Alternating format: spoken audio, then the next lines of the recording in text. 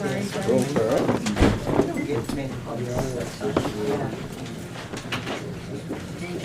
Time being 6:30, we will open the March 24th, 2015 Tilton Planning Board meeting. Okay, first on our agenda tonight, Planning Board 15-05, site plan review, proposal to operate a motor vehicle, small engine repair and maintenance facility at 486 West Main Street, General Commercial District, R26-6. Everyone got the packet, has looked over a packet.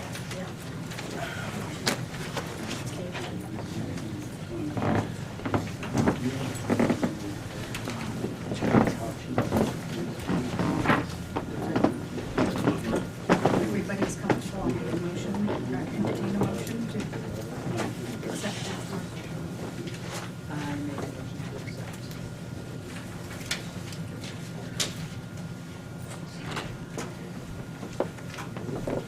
Second, somebody did.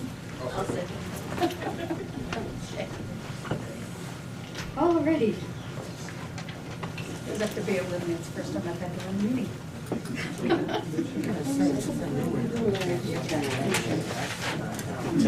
has to be complete. So you just, I would just.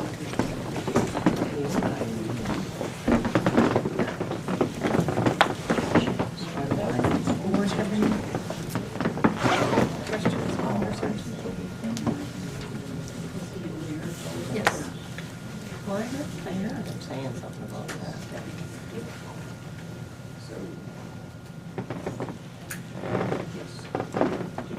Did you get a vote on the acceptance? Yes. Okay, so all in favor of accepting the acceptance or? Opposed? Sorry? Well, I was asking, Thank you.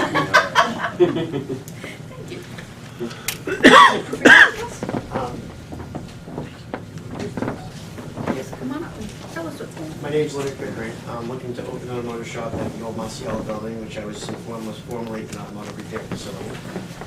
The area is kind of small, as someone mentioned earlier. I'm working on purchasing an additional acreage on the other side of the building. We haven't quite got into terms on that yet. We're still researching it. So I have more workable space on the for the property.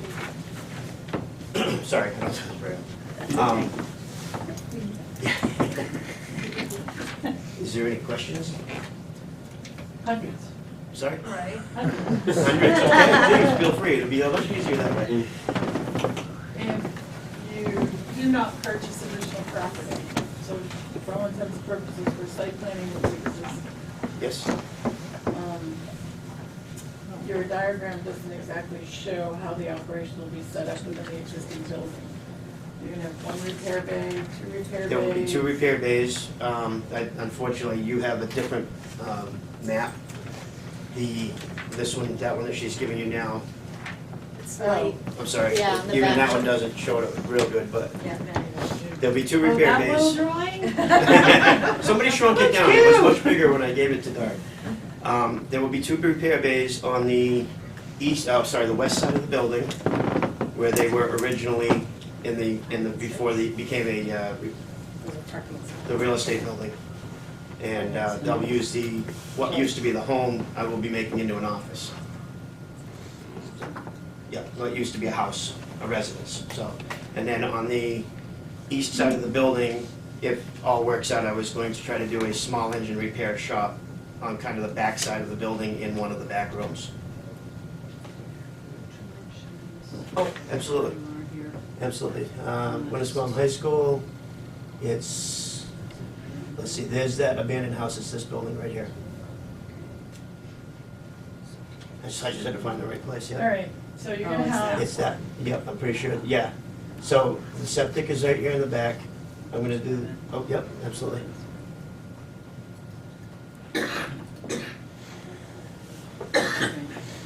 Okay, so on this section right here, I'm gonna try to do the small engine repair, and then the 2 garage bays will be on the front of the building with the larger side of the building.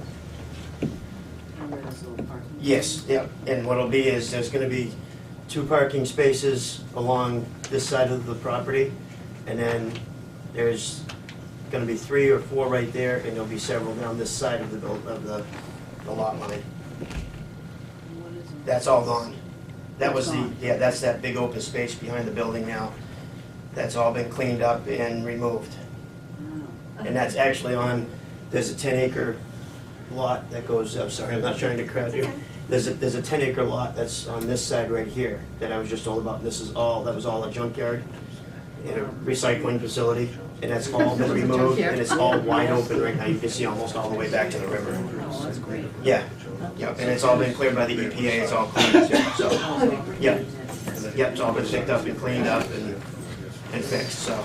So it won't turn back into it. Nope, absolutely not, absolutely not. I'm not gonna have a bunch of junk sitting around. It's gonna be as neat as we possibly can keep it. Obviously, we're gonna have cars that are gonna be in minimal disrepair, but they have to be movable so that we can move them in and out of the way, in and out of the shop, so. Yep. So if you're not to repair bays, what are you going to do to contain all the leaking fluids and the draining fluids and whatnot? Everything I possibly can. We will have every resource that we possibly can to catch any dripping fluids. There is pavement in the front of the building. If I will, they make what's called absorbent mats that we can lay underneath the vehicles if we absolutely have to. Anything that's leaking is gonna go in the shop as a priority. So I assume you're gonna put a lift in, Yes, ma'am, there will be 2 lifts. so you'll have to cut out the floor and, Yep, well, I believe there is a subfloor over what the existing concrete floor from the previous shop was there, is what it appears to me. I haven't actually pulled it up yet to look, because I don't own the building yet, so. no floor drains, right? I don't think so. If there's one there, I will seal it. I don't like floor drains. It will be swept up and kept clean. Where are you, I mean, I see you've got some parking. Yes. It's hard to figure out right now. I haven't spent a lot of time on the site itself with all the snow that's there. Because you're gonna have to have handicap. Yep.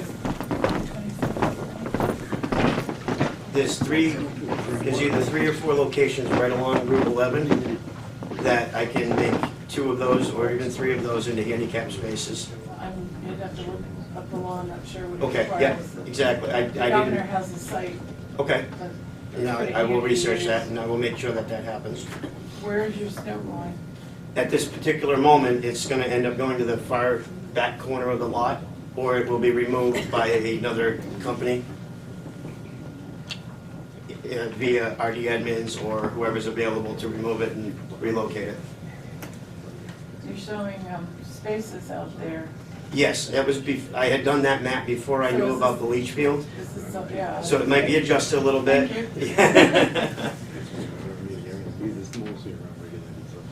But there was, when Marciello was in there were parking back there.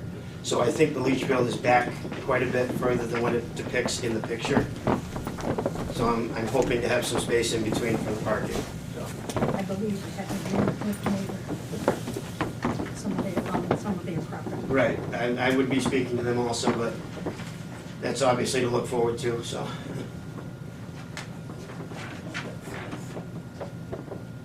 Existing cesspool. You'll be glad to know that Really? the racks were in the rows of some kind of Nice.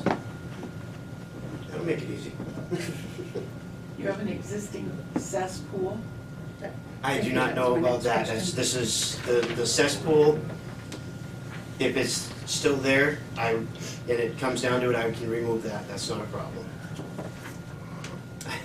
So that's pretty old fashioned. Yeah, that may be an older map that was in the file that we found. But that was the best map that I could find for that location with the leach field.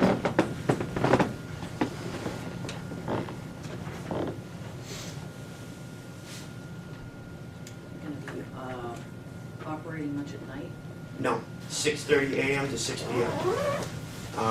My technician may stay to finish up jobs, a couple of jobs here or there, but even he has a family to go home to, so we're gonna be there as standard working hours, yep. So lighting. Yeah, lighting open. We're gonna do, I'm sorry? Signage? We have the existing sign that's out front is the Better Homes Guys Marciello. It's about 4.5 tall by 5 wide, I believe. This is an estimate, I didn't actually be able to measure it, but it is a lit sign. So I'm hoping to reuse that particular sign, it's already there, so.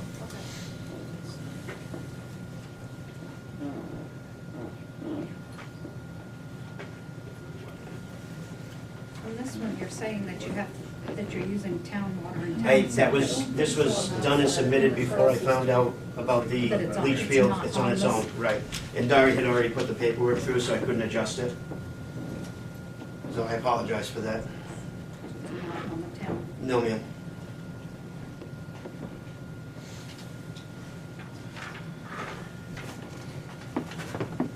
Didn't take the time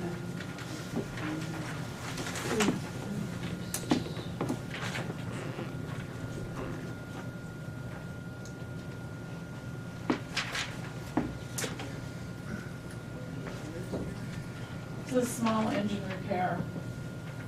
Yes, if, That's not that's other than automotive. right, and that's something that I wanted to present. If it doesn't work that way, that's fine. What I'd like to do is in the back of the building, do like a lawn and garden, lawnmowers, small tractors, items like that, there's a need for in the area.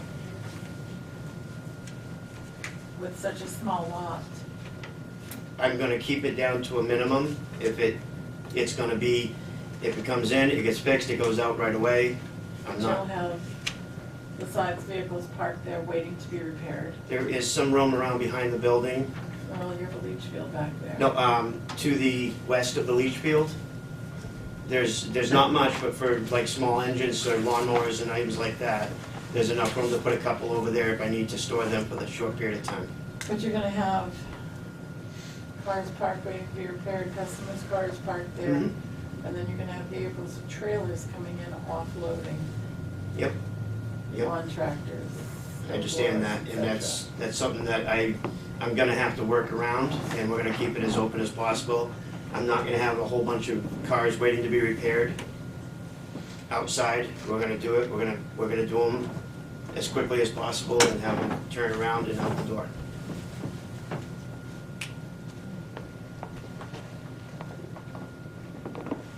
I'm also gonna be working in conjunction with the TANF program with the state and CAP program that's for the less fortunate people that need assistance with their vehicles. They assist in paying for the repairs. They bring them to me, I assess them, I submit it to the state, they approve or disapprove of the repair. So, Town water, well, your district water. yeah, I believe it has a well, do you remember? Are you, I think that one's separate. Existing well. are you hooked to district water? I don't think it is, I found out afterwards, and I'm not 100% certain on that at this particular moment.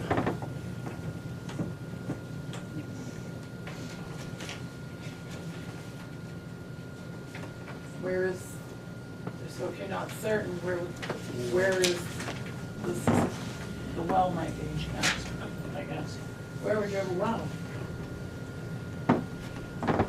It's a little frightening with the, Shows a water line coming. it shows the water It line does, coming you're in right. the city water. Yep, I'm sorry. And with this small lot and this septic tank and possible is. cesspool, it's a little frightening to think that there's also a well somewhere on that Yep. property. No, you are correct, there is a water line. Was not aware of that. There it is on the So that district water. that water line is, okay. Yes, So ma'am. it is on, okay, good. And where that cesspool is showing on the map is actually a dirt section, I believe, of the driveway. So it could be very easily removed if it is still there.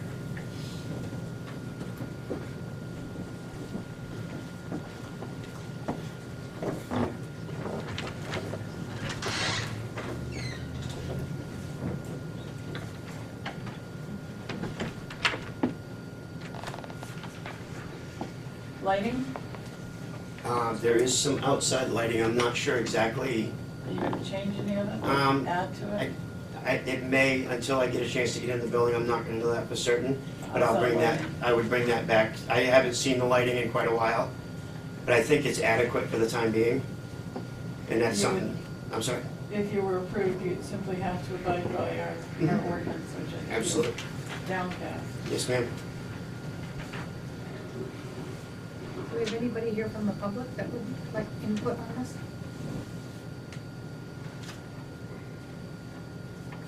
Okay. Close it to the public. So, this isn't necessarily existing, this came from where? This was in your file here in the town. Sorry, We I know the haven't date on seen this? that. Was that That's- submitted with your application? No, because No, this we is the just one got that it. you and We I got found it. after. Disconcerting. That was the one that's in the tax map folder, Okay, and you made a copy of that for me. okay, It was about a week afterwards that okay. we found out about this, and you had already put the paperwork into motion, so.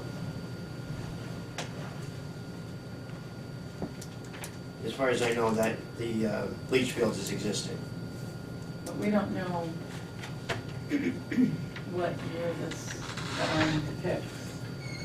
Whether it's, Other than, yeah. at one point it was private You residence, copied it. or resident. I'm sorry? I'm just trying to figure out when this was. Oh, figure about 12 years ago, it changed from car repair to ERA real estate. Yeah. So this we is should have something probably- in the file from when ERA This came is in front of probably us. what brought up real estate. I don't think it was the automotive. Right.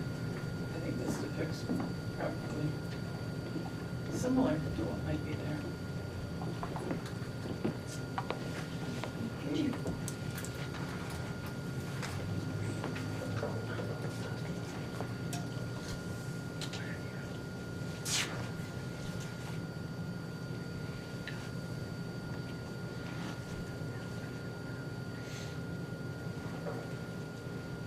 I would like to see a written plan for the fluids, how you're going to do the discharge of fluids according to state standards. As far as outside or in, I'm not sure, I understand. Oil, any dredge, any of that. We have what's called absorbing pads. But we have state standards also. Right, and that's not something that I've had a chance to look into yet. I wanted to get past this point first, but But that's information we need. absolutely, and I apologize for that. We have, like I said, we have the absorbing pads, which we have a disposal process for those, which I don't have in front of me, unfortunately. They also have speedy dry, which, again, we don't throw that away, that gets taken care of in a different manner. So those are the two things that come right to mind immediately. Otherwise, what I'll do is I'll find the information and I will, We would need a Sure. full Yep. written plan.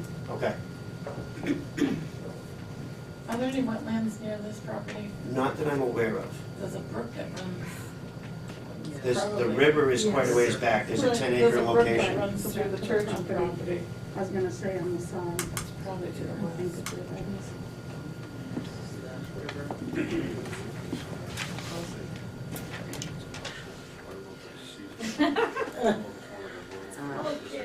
Oh, I see. No, it's, Where's the drain? according to That's the this, There's a little runoff strip that runs through the church property because they did logging operation on it. 300 feet The logger to the river. was able to. That's probably further. I think it's further than that, because there's about 10 Long acres ways to back the there. river. Yeah, 'cause they got all that garbage. Right. Yeah, it looks, I'd say it's closer to 4, maybe even 450 if I had to guess.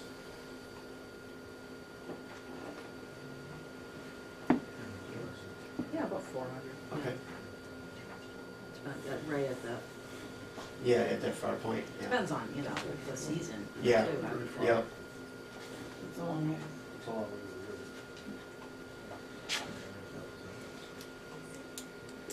I thought there was wetlands. There's a brook across the street, next to the ball field, that's a drainage there. Oh, up there. And I don't know if that, where that drains to. By the school? Yeah, right in there to the field. Yeah, it's in the river. Yeah, but he's talking about the ball field, it's long. So this is for automotive repair and storage. No, So when they cleaned up, they did testing, did they? So Yes, ma'am. testing and- Yep, So you got a baseline for that yep, area anyway. yep.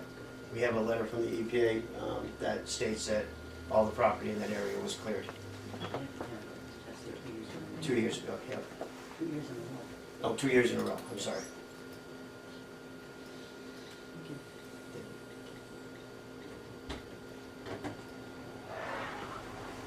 Where, you said you mentioned that you're gonna possibly buying additional property, Yes, is that to the west or to the east? to the west. I just found out recently that the east side is under contract.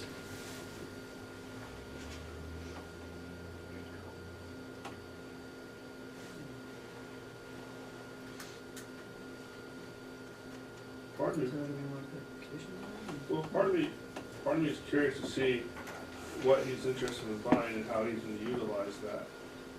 Because, Probably gonna be in the area of an acre, between 3/4 and an acre. It's gonna depend on the owner of that property and what we can work out.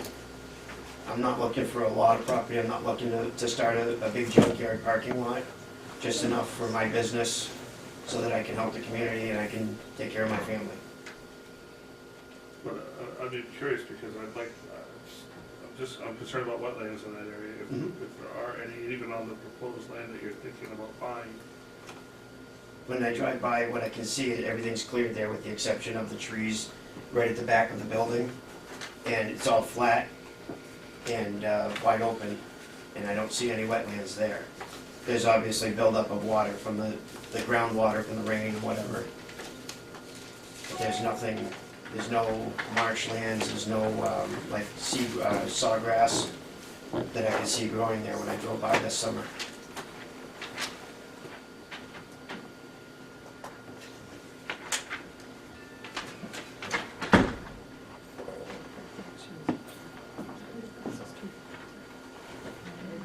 Wetland? I don't know how things are drained. Eric, this map shows that Yeah, I right just saw across that, the that street is, is. yeah. And that has to drain somewhere. Now, to my knowledge, it's lower, the property in question is actually lower than the road. The road is crowned up a little bit higher than this piece of property. And the wetlands on the other side, I believe they drain towards the back of the abandoned house next to Tilton Trailer. Okay. I'm not 100% certain on that, but I'm trying to remember as I'm driving by that I think it drains. We need to be 100%. I understand that, I'm just trying to remember, I think it drains kind of northwest a little bit, towards the back of that other property.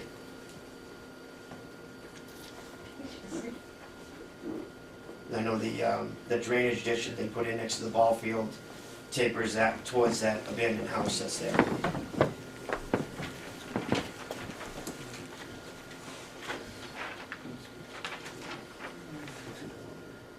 It'd be one space per 300 square feet, I think. So we, It's on industrial use. conditions on that. Additional approval pending the plan. I'm honestly not comfortable approving it until we get some of these things solidified. It's up Well, to that the would be the board. conditional, right?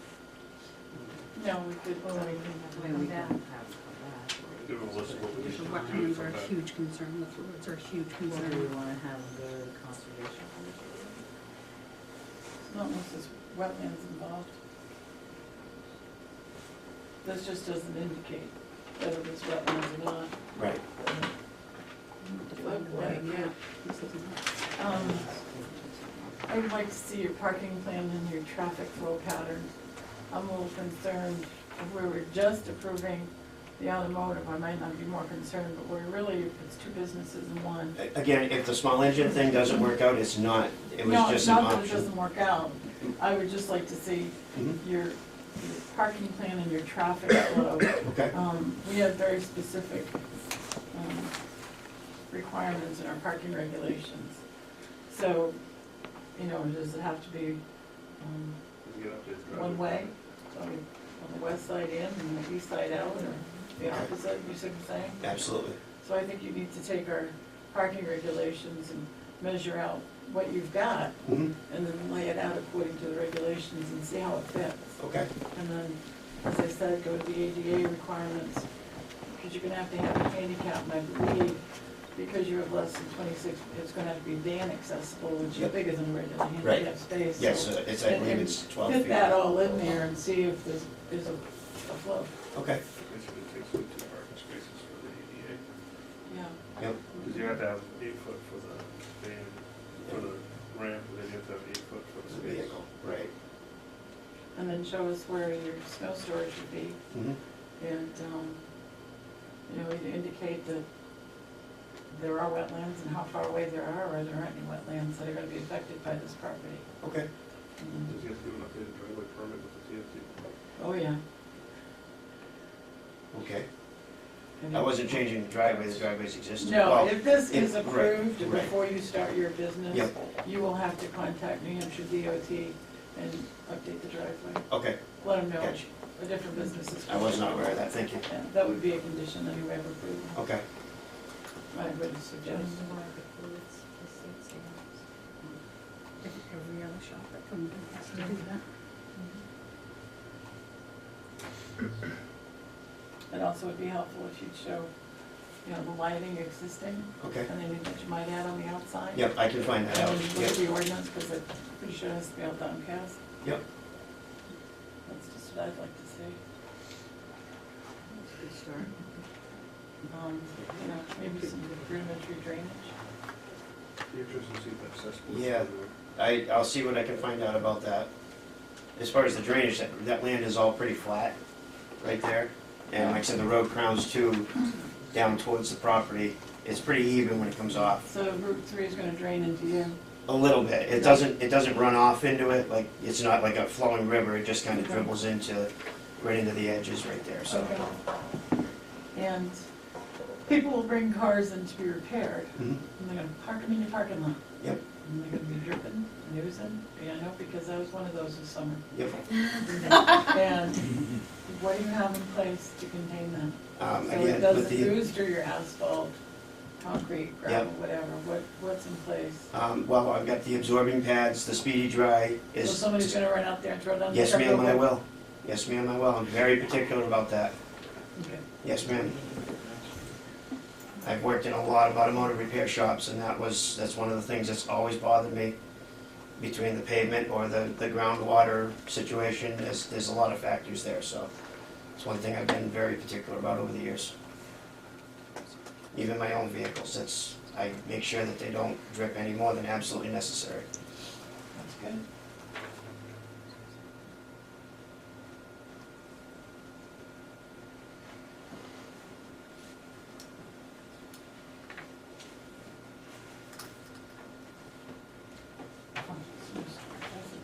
Anything, you missing anything? Did I I'm say sorry. snowstorm? Well, Yes, Yes, you did. did. definitely Yeah. not. I didn't write it down. Covering an awful lot here. I will repair place. So we're gonna resume to another meeting? Yeah, wow. Make a decision. The one thing, I mean, if, as we know, we have a checklist that lists everything that could possibly be required, and, what I've seen, the practice of the board is to allow some things to be deemed non-applicable. If, on the wetlands, matter, I think the final plat requirements of the subdivision regulations, which the site plan review regulations, of course, reference, it requires that, where is it, indicate the location of wetlands with standard USGS symbols as determined by the Belknap County Soil Survey latest edition or by a wetland scientist. Is that what you're asking of Mr. Pickering for the next meeting, or how, maybe we could define, maybe the board could define for him a little bit the parameters of what you're looking for? Yeah. I mean, if That's not, I can That's not work what with I'm it. asking for, but there's wetlands, this indicates there's wetlands across the street. And what looks like maybe culvert or drainage, I'm not sure. There's a culvert there. So where is that culvert draining? I assume it drains across Route 3 towards your property somewhere? That I'm not certain of, I can find So out. if you Yep. could just check it out Sure. and just show us where there might be anything like that Okay, past your property, since it is gonna be automotive. That's all I'm looking for. I don't want you to get a wetland scientist out Okay. there. No. We have plenty of records in here on this property, okay, especially when Masiello came in, okay, but this I'd like to see. excellent. I think you know what I want. Yes, ma'am, I do. Just, Anybody else? I About the think that's wetlands? just, are you gonna be buying this property? Or you I'm gonna- trying, yeah, it's all contingent on financing and approval, so. I was just concerned about a letter from the property. Right, so do we have a list? We have. We have that, we got a, we, yeah, Catherine's got a list. he got from, he got a letter from Jeff, do you have the list with all the conditions? Well, if he's gonna Well, own what it, I then just- it- What I just No. read Yeah. off. he has permission to be here tonight, definitely. Do you want to make a motion to No. continue? Because you guys have a list too, right?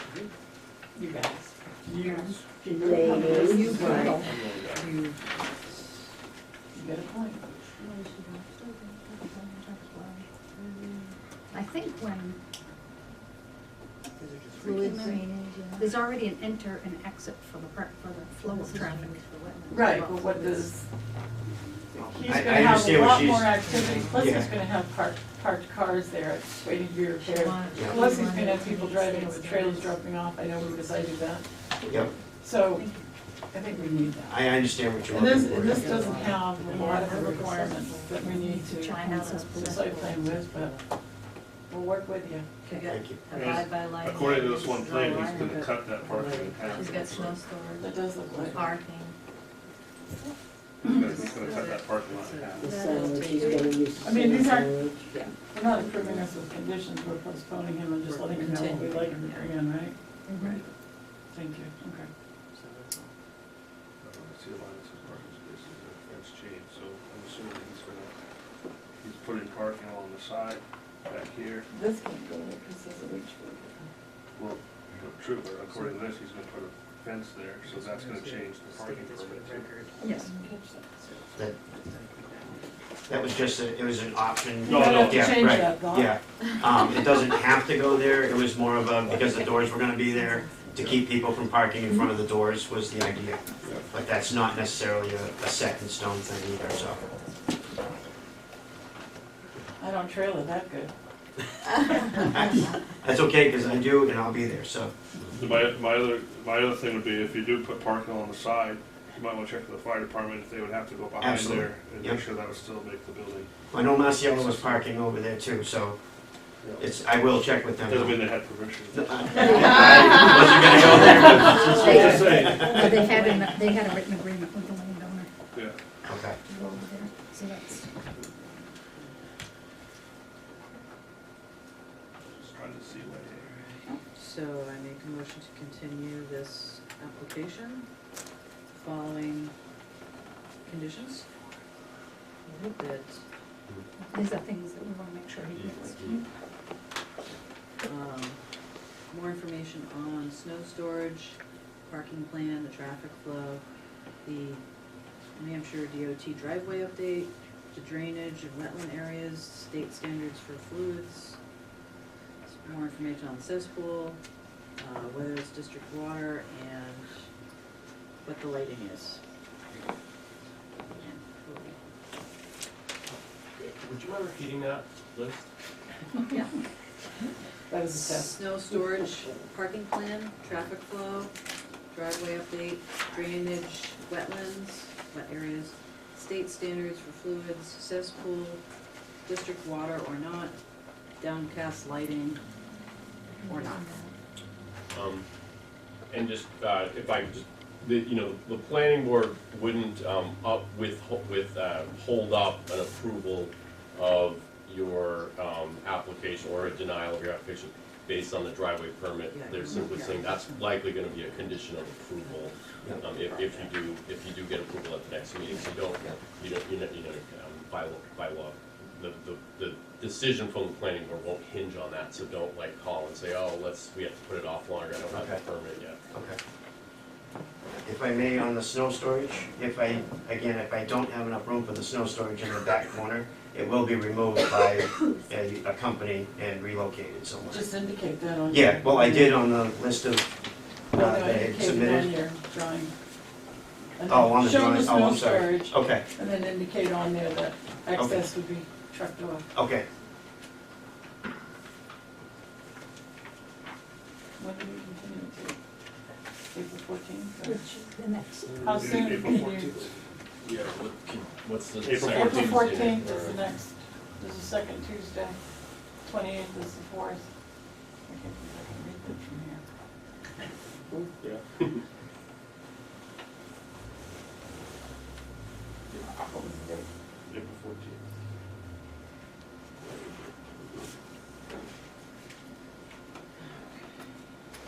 Everybody set? Yes, Settle second. this down. I'll second it. All those in favor? Aye. Any opposed? Any abstaining? Thank you. So noted. Next case is planning board case 15-06. Site plan review proposal to make necessary retrofits and operate a hair studio at 267 Main Street, downtown district.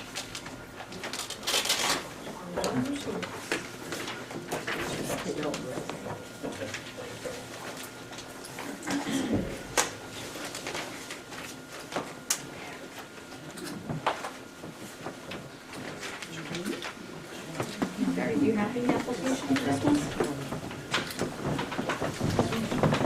Barry, do you have an application for this? Yeah. You. Good to see you. I've never been. Yeah, I mean, they submitted an application, but I didn't include it because it's simply saying information, it's stating information that's on there. Okay, do we have the license from the letter from the owner? No, that was, I think, I spoke with the owner today though, so I can confirm that, permission has been granted.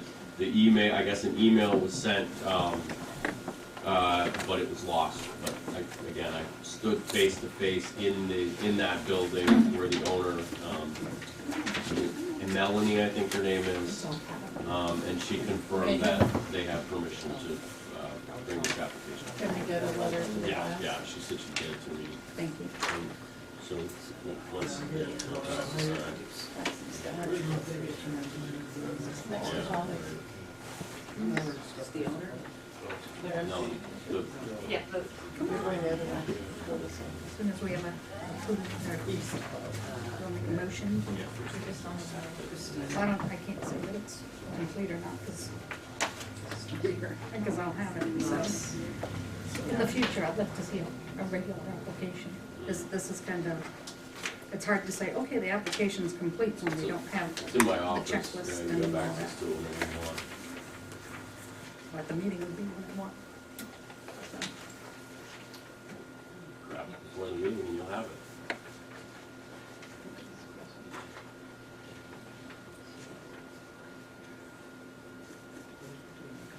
So we have to accept the application. All right. I just like to make it, it's kind of ironic, their last name's Curly, they don't put it in there, so. I know, we did it all the time. Go figure. Okay. So we think the application is complete. Do I have a motion to accept the application? I'll make a motion to accept the application, it appears to be substantially complete. Thank you. Second. Thank you. All those in favor? Aye. Opposed? All right, come on up and talk to us. What would you like to know? It's the first time going through the process. So just let us know. I mean, basically, we're opening up a hair studio that my wife, the current salon she's in is closing. So those employees are gonna be in this place, so we're opening up a hair studio right on Main Street, 267. There'll be 6 stations there, 2 wash stations, 1 stationary dryer, and 1 portable dryer. All utilities are existing. Town water, town sewage, and are just existing utilities. The only thing we've done in the salon is patch walls, paint, new trim, some new lighting. all permits have been pulled for that, and obviously we gotta plumb up the wash stations and so forth. All the stations are more or less furniture, there's no cabinetry being built or anything like that, so it's pretty straightforward renovation. Minor electrical, at each station will have a designated outlet required by law. GFI by the wash stations. Yeah, so it says here it's all formed by master electrician and plumber. Master plumbing. State code's gonna have to come in effect here.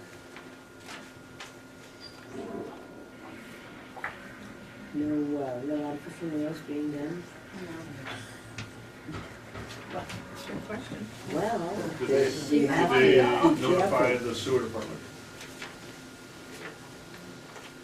They notified the sewer. The sewer's request, would be that, should it go forward, that, the state potentially be informed of the, Winnipesaukee River Basin. They need to contact our sewer commissioners as well though, because it's our system it goes into before it hits the interceptor, We'll talk to which is them. just upstairs. We'll just come in any Monday, Tuesday, Wednesday, Thursday, Friday, before 3, and your hand is ready for it.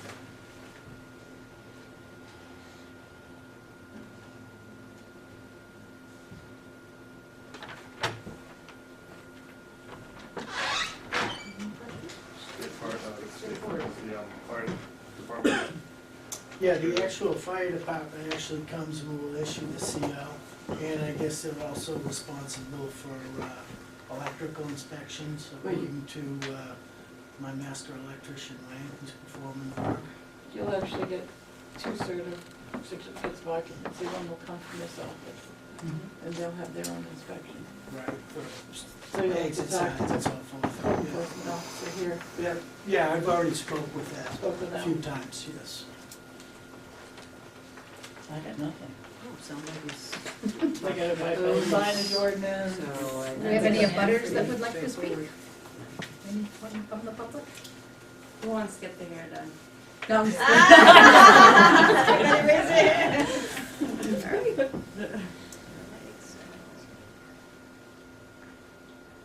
Make a motion to accept the application.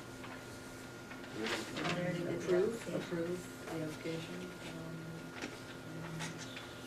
I'd like to put some conditions, compliance with the town of Tilton sign ordinance. Conditioner? Oh, the signage, yeah. Town of Tilton sign ordinance. Yeah, we already did that. I know, but it has to be, it's a condition that we have to list. Oh, okay. So, Yeah. otherwise it becomes a matter of Yeah. Okay. Tilton Northfield, fire department,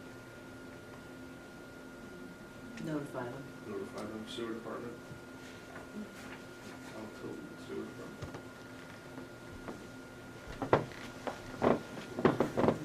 Code. Code enforcement officer. Well, they have been already. So that's Al, right? Catch, so.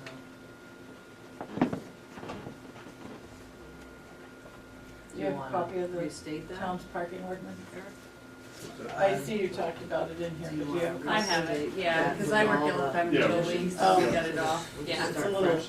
Yeah. convoluted sometimes, but Yeah. Conditions we have to put on there.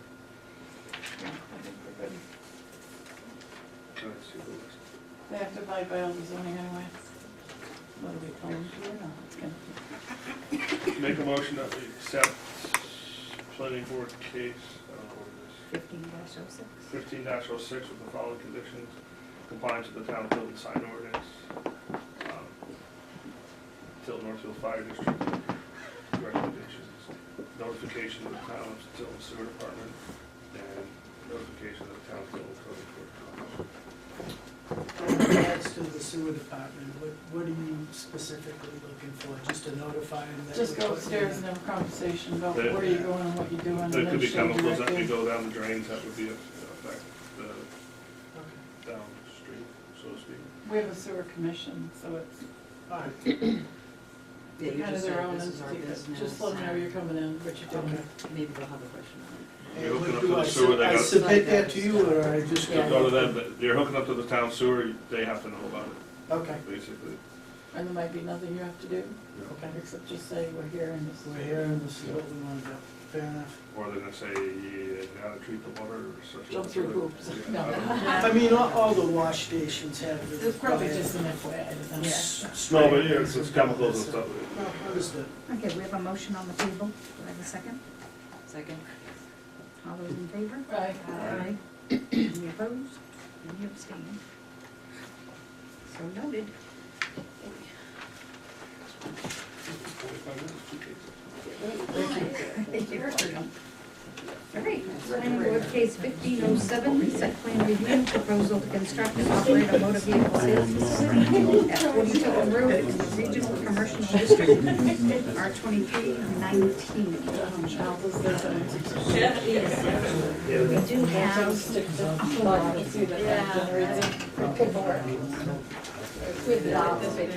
What's the conditional site? Okay, this is the whole stormwater management report, which is on the website, all 100 and whatever pages, but I almost, I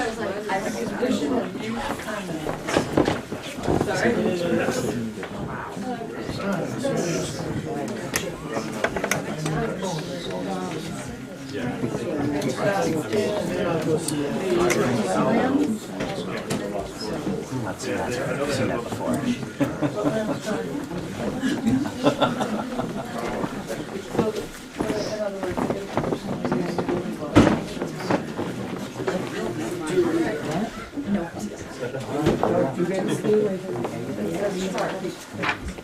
You have to wait for it.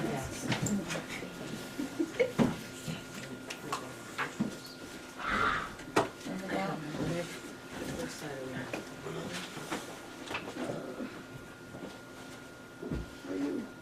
On 40, Tilton Road. Yep, here. Oops, I'm not putting my thumb. That's the Tilton's house. That's the IKEA building, Energy, another gas company. Yes, it is, really. Some gas people. Same I make a motion to Oh, bring to the floor to bring, accept the application for planning board 15-07 site plan review conditional use permit. The application appears to be substantially complete. second. All those in favor? Aye. Opposed? Okay. Hey, good evening. My name is Tim Birding. I'm with TIA Printing Incorporated. We are working with AutoServe on the site plan. Dennis and Roland are also here from AutoServe as well. If you have specific questions about the operation. The site's located at 40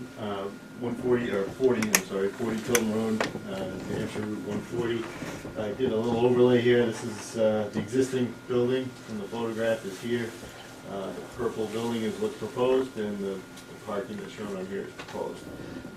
Everything else is what's out there now. Have the Winnipesaukee River is out back. The site is 3.29 acres. It's lot 19 on map R23. So you can see it's in the commercial district, surrounded by a lot of commercial uses. There is an existing, it's 12,490 square foot building that's used as the AutoServe Collision Center currently. The area out in front of that is all gravel parking lot currently, and it has two driveways that serve it, one here and one where this driveway is proposed. This driveway is getting relocated slightly. You can see it in the photograph underneath. This is the proposed, this is where the existing. We have our DOT permit. They requested that we relocate that driveway to the opposite of this driveway. So that will get relocated. The proposal is to establish a new Kia dealership, auto sales, to occupy the site in conjunction with the collision center. That building is 5,000 828 square feet. Located here, and that would be strictly houses. We'll bring this one around and try to view this is the site plan. What we're proposing. The proposed building is here, located here, existing building in the back. Parking is all out front, a little bit of reconstructed new parking to the end of the building. Nothing in the back of the building as far as long-term improvements go. A little bit of construction as a result of the permitting process that we needed to do out back here, which is just a little bit of regrading. We'll go over why we're doing that in a minute. There's 74 total paved parking spaces, 37 is required. The rest will be displayed spaces for the cars. The site's certified town water and sewer as well as natural gas. And the building will be served with that. We are required, because we're in the shoreline protection district, the closest any improvements is to the river is the corner of this parking lot, which is 194 feet from the river. So it's set back quite a ways, but we are still in the shoreline protection because we're within 250 feet. So we have a shoreline application into the state. It's under review. We also, because we're in the shoreline protection district, we have, the site's under 100,000 square feet of impact, but because it's in the shoreline, the new threshold's 50, so we needed an alteration of terrain permit. That application has been submitted as well. And that kind of threw us into a whole set of new criteria that we had to meet for them. We also needed a state driveway permit, which we have obtained. I think we submitted a copy of that with the application. We did need some zoning relief for the project that was granted last month. We received a special exception for parking in the building setback. The parking lot area is just inside the building setback. And we also received a variance for minor filling in the buffer. The regulations are a little kind of double-edged, and we didn't know which to go with, and in talking to Dari, has decided that because of the way they were written, and what we were proposing is the grading just spills over into the buffer. It doesn't go into the wetland, but it goes into the buffer. And the way the regulations are written, because it was just filled, there's no conditional use permit option. It has to be a variance. It's not permitted by the zoning ordinance. So we went in this little corner right here is filling in the wetland buffer. Just a little bit that spills over into the wetland buffer. Then, in addition to that, we also needed to do this regrading, some of which is in the buffer. Because of the alteration of terrain permit, in conjunction with those rules, they adopted floodplains as if they were floodways. So now, if you are required to have an alteration of terrain permit and you place fill in the floodplain, you are required to offset that volume, storage volume, which without an AOT permit is only in the floodway. If you fill in the floodway, you have to offset your flood volume. If you're asking for an AOT permit and you fill in the floodplain, you now have to offset that area somewhere else on the site. So we had to regrade this area in order to offset the area in the floodplain that we were filling down here. This is solely because of the alteration of terrain permit, which is solely because of the shoreline district. So everything just snowballs from there. So this whole area, all this is going to get regraded, loamed and seeded, put back natural, and the only purpose for that is to create flood storage, offset the flood storage that gets filled over this corner, which is a volume, which is strictly a volume calculation. So that's the only thing that's going on behind the building.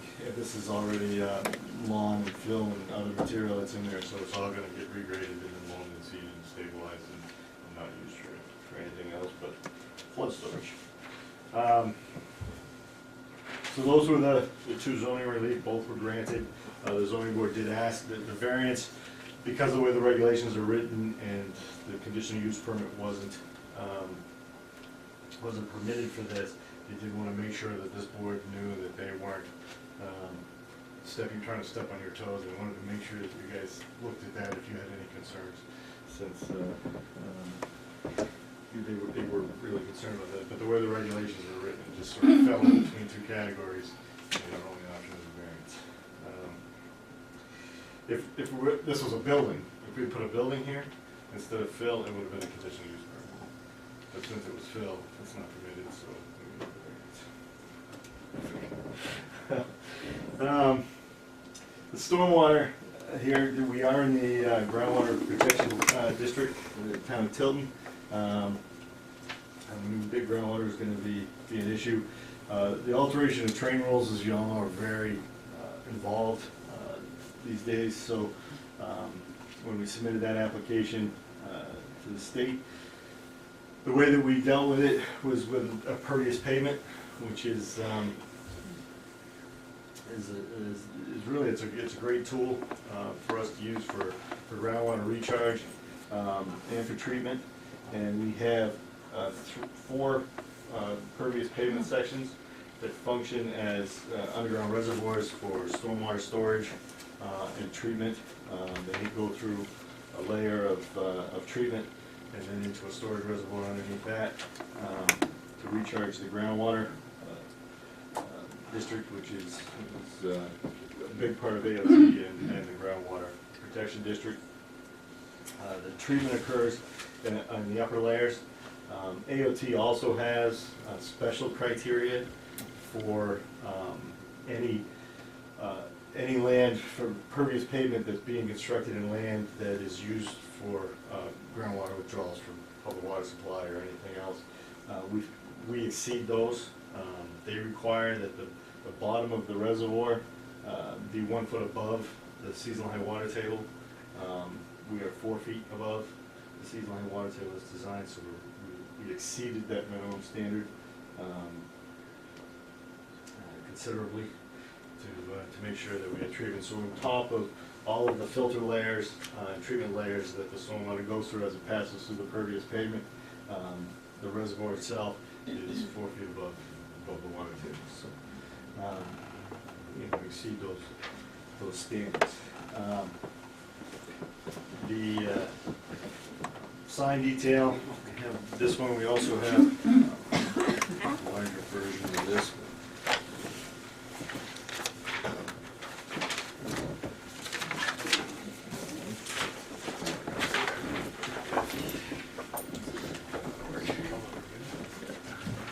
Color version of the sign, and then the elevation views of the building. Okay. These are the dimensions. Dimensions.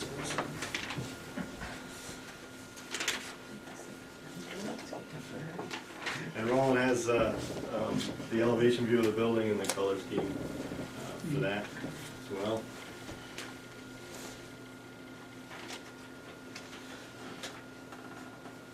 Roland's no Vanna. No Vanna. No. He's doing fine. What will the height of the sign be? It's 19 feet. Look at the one with the arrow right there. Oh, this is a big arrow right there. Tim, notice that?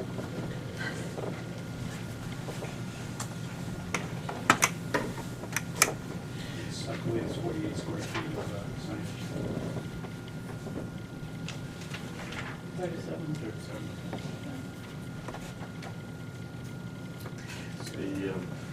The conditional use permit has a lot of requirements. At the first meeting, we're permitted use. Both the sales, motor vehicle sales and rentals is a permitted use in the zone, as well as motor vehicle repair and maintenance, which is existing facility.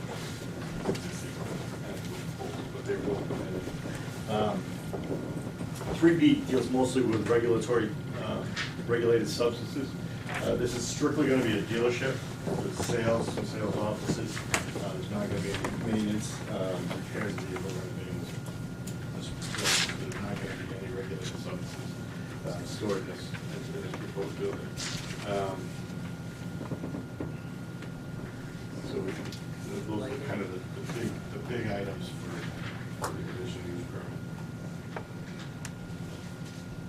those, in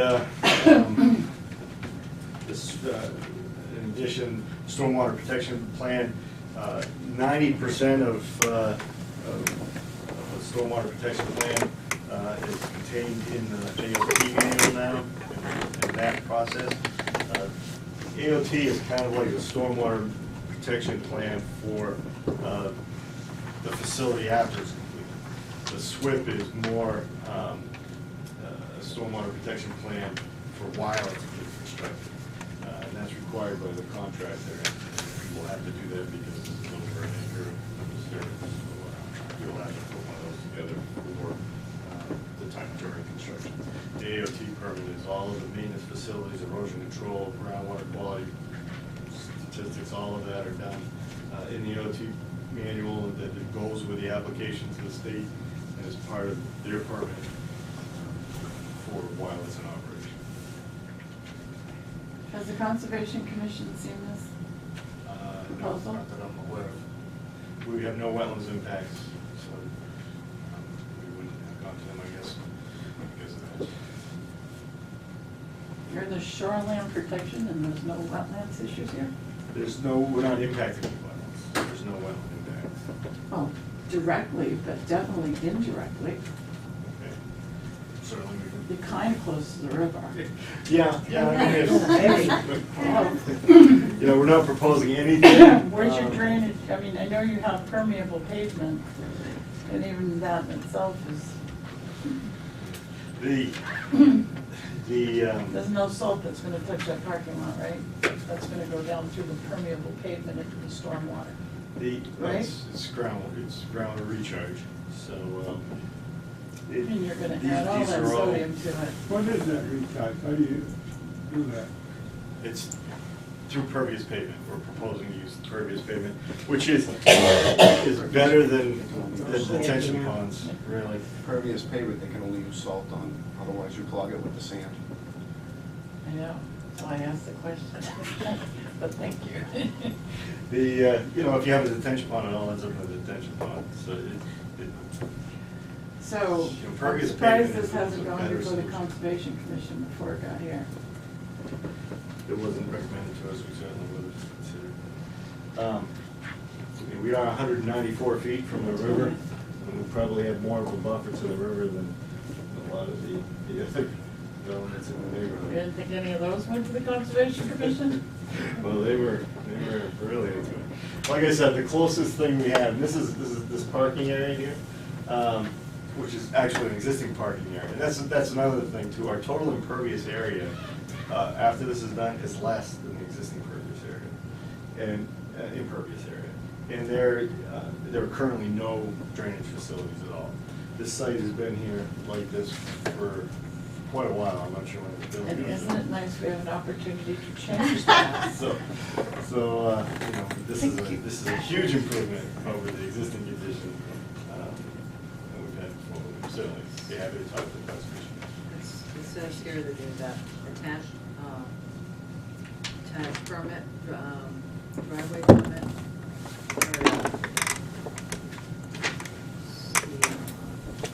We didn't see that. I didn't, they have a driveway permit. Oh, okay. it's If just- you want a copy of it, I can definitely show that to you. Just a question about the permeable. I understand that it's really high maintenance, it's really good, but it's really high maintenance. You have to vacuum it and do all this maintenance to keep it from clogging up. I don't know much about it besides that. Is that, I mean, you're gonna have to You know, put that's- cars and have, it's especially vacuumed? That's a little bit of an exaggeration that a lot of people, that naysayers have had about it. But you have to vacuum catch basins, so if you put everything into a catch basin and discharge it, if you don't maintain the catch basins, it's all it's gonna end up down the street and they're gonna stop working. So it really doesn't take any more maintenance than when you do in a catch basin. However, a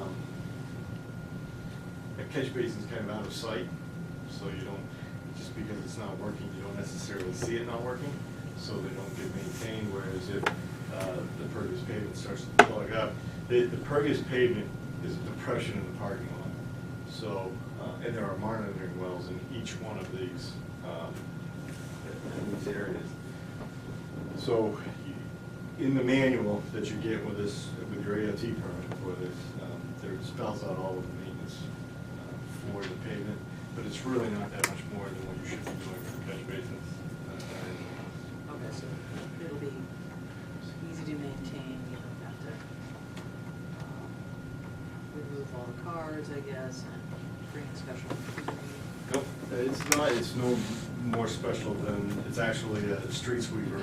Just Is oh, a oh, it lot is. less of a specialty than a catch basin bag. Ah, all right. So it would be a street sweeper is what it would be. Okay. Where does the DOT right of way end? The DOT right away is this line here. This is the pavement. This is the pavement right away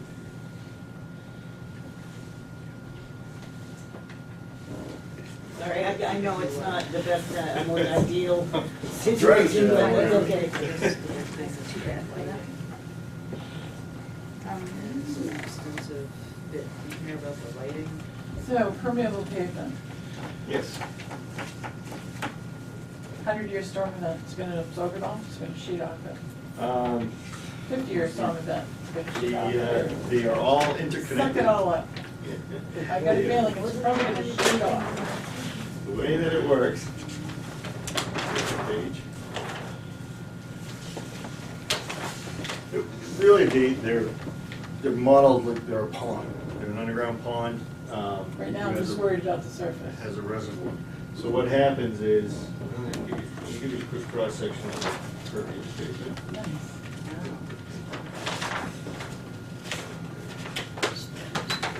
So the way it starts is you have 4 inches of pervious pavement.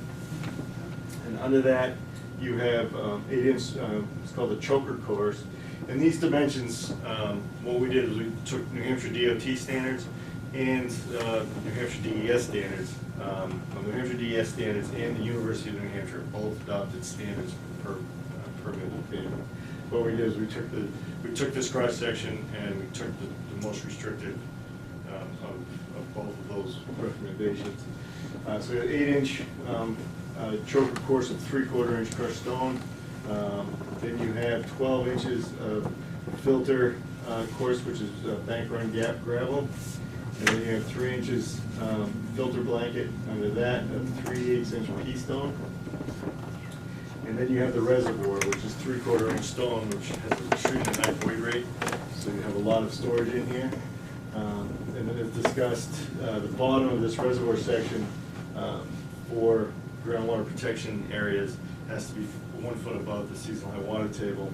And we're 4 feet above it, so by virtue a little bit of the nice soils that we have out there in the front of the building. So that's kind of the cross section. Then there's a monitoring well placed in each one of these reservoirs, so that you can make sure that it's working 4 feet down. Then we also have a pipe that comes out of each one of these reservoirs and connects to the other reservoirs so that they're all interconnected at an elevation. So you have some storage and then an elevation. And then that is connected, if I remember correctly,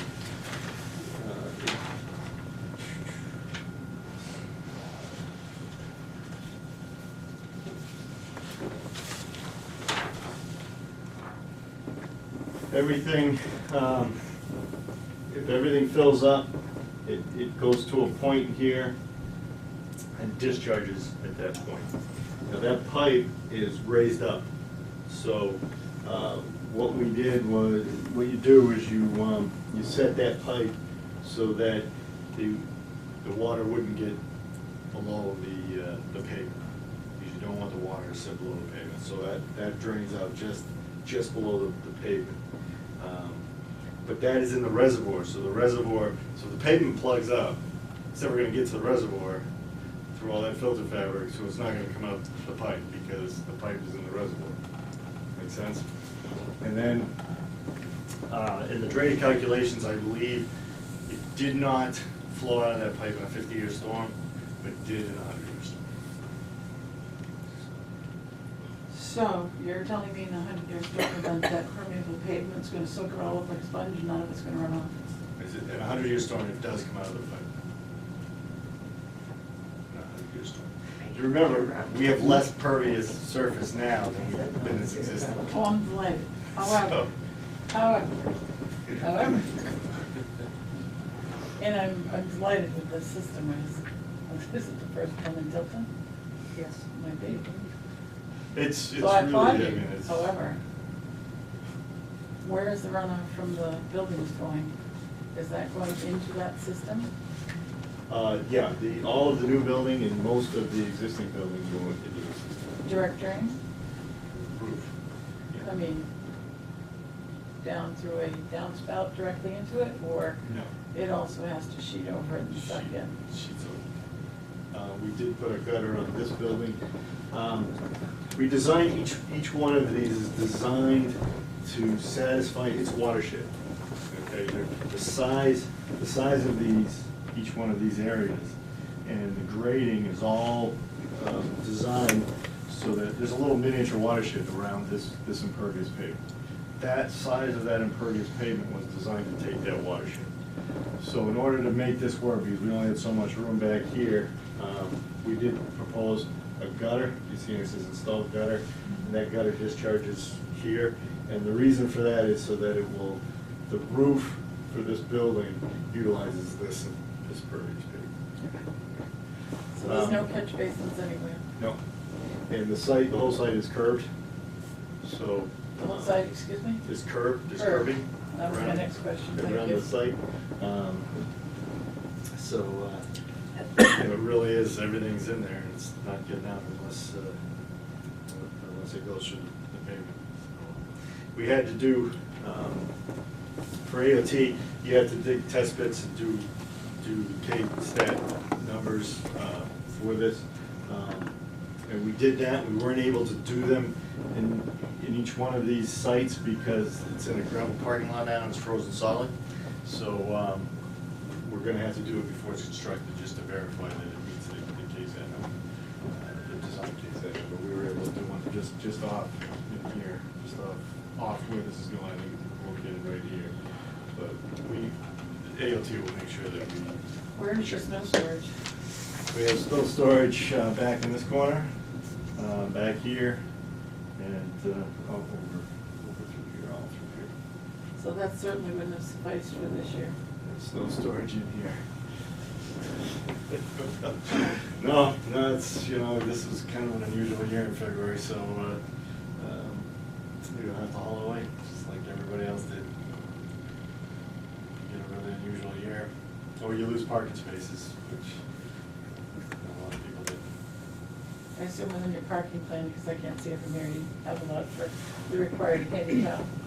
Yes. And we do. and You have beyond? it. You have it. You're required to have one for every 25 spaces. You have 72 spaces, so you can have I'm not sure what the formula is. Some of those have to be van. Right. They both meet the criteria for a van. Some of those spaces, we do say they're parking spaces, but they're actually display spaces. We really are only required to have 37 parking spaces. This is a dealership, an auto dealership for new cars.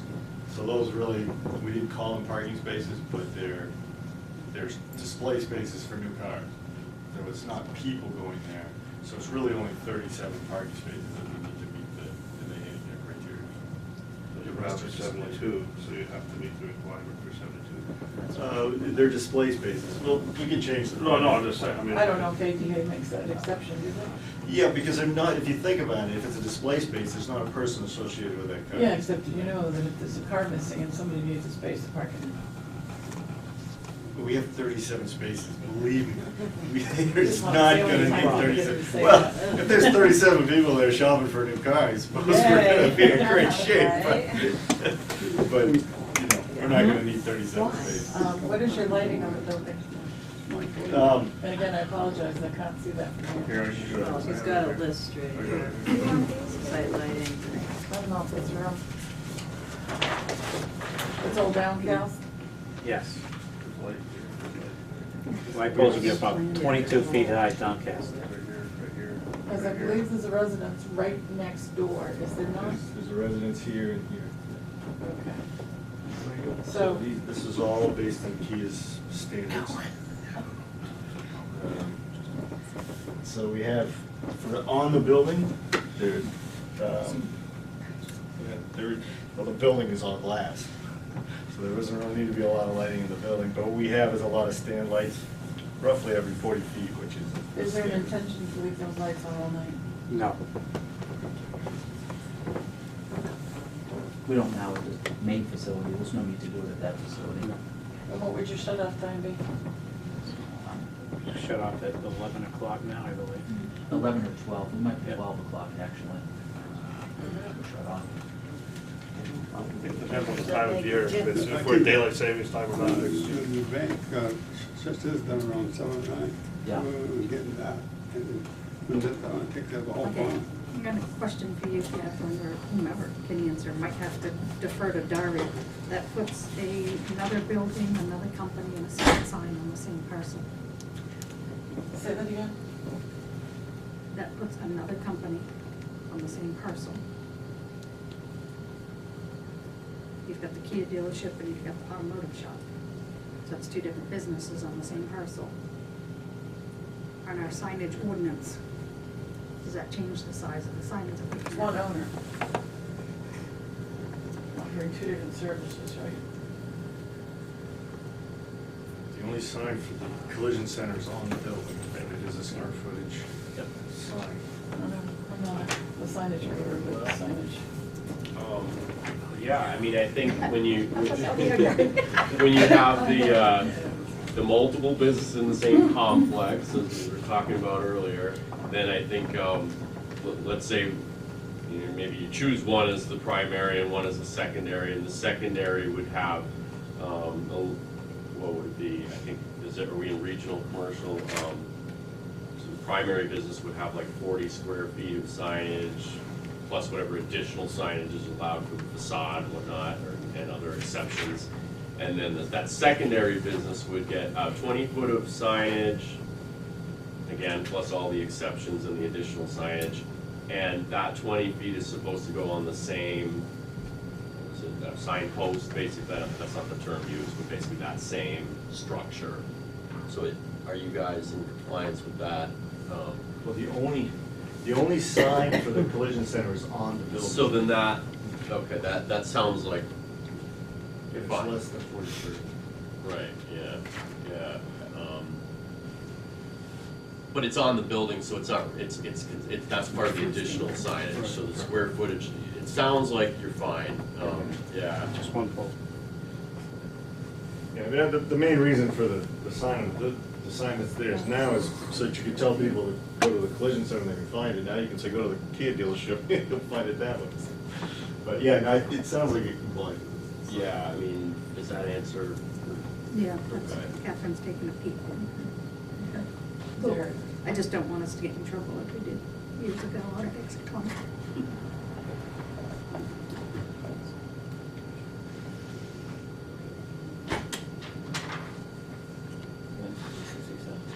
Okay, where that's on the facade, it should be.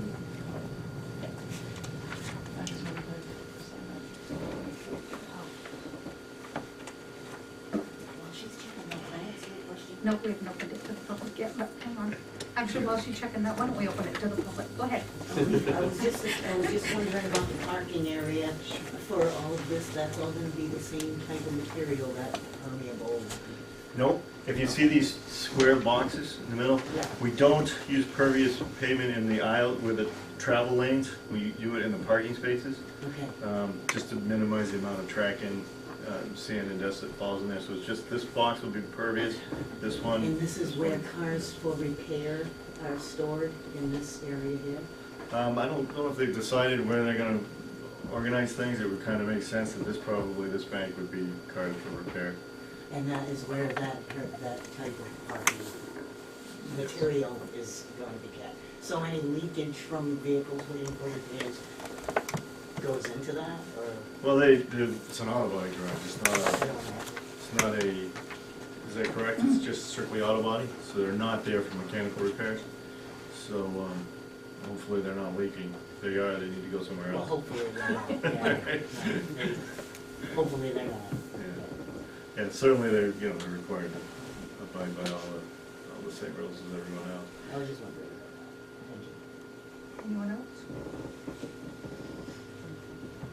Any questions you'd like to ask? It's your turn. And that water coming down where the line of trees is. Right here? That goes through the river, that's my lot. Yep. That's 300 some odd feet long. Where your water comes down to the outside edge of it, now this is the upper edge, down by the river. Right here. There's a, yeah, this is the river here. That's what I'm talking about. Yep. Have you figured that grade in so it don't wash out again along my water line?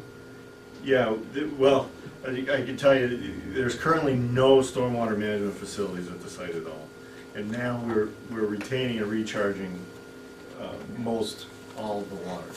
So it should be Should be. and all of the parking lot is curbed. So you've got a curbing all the way around your property is curbed.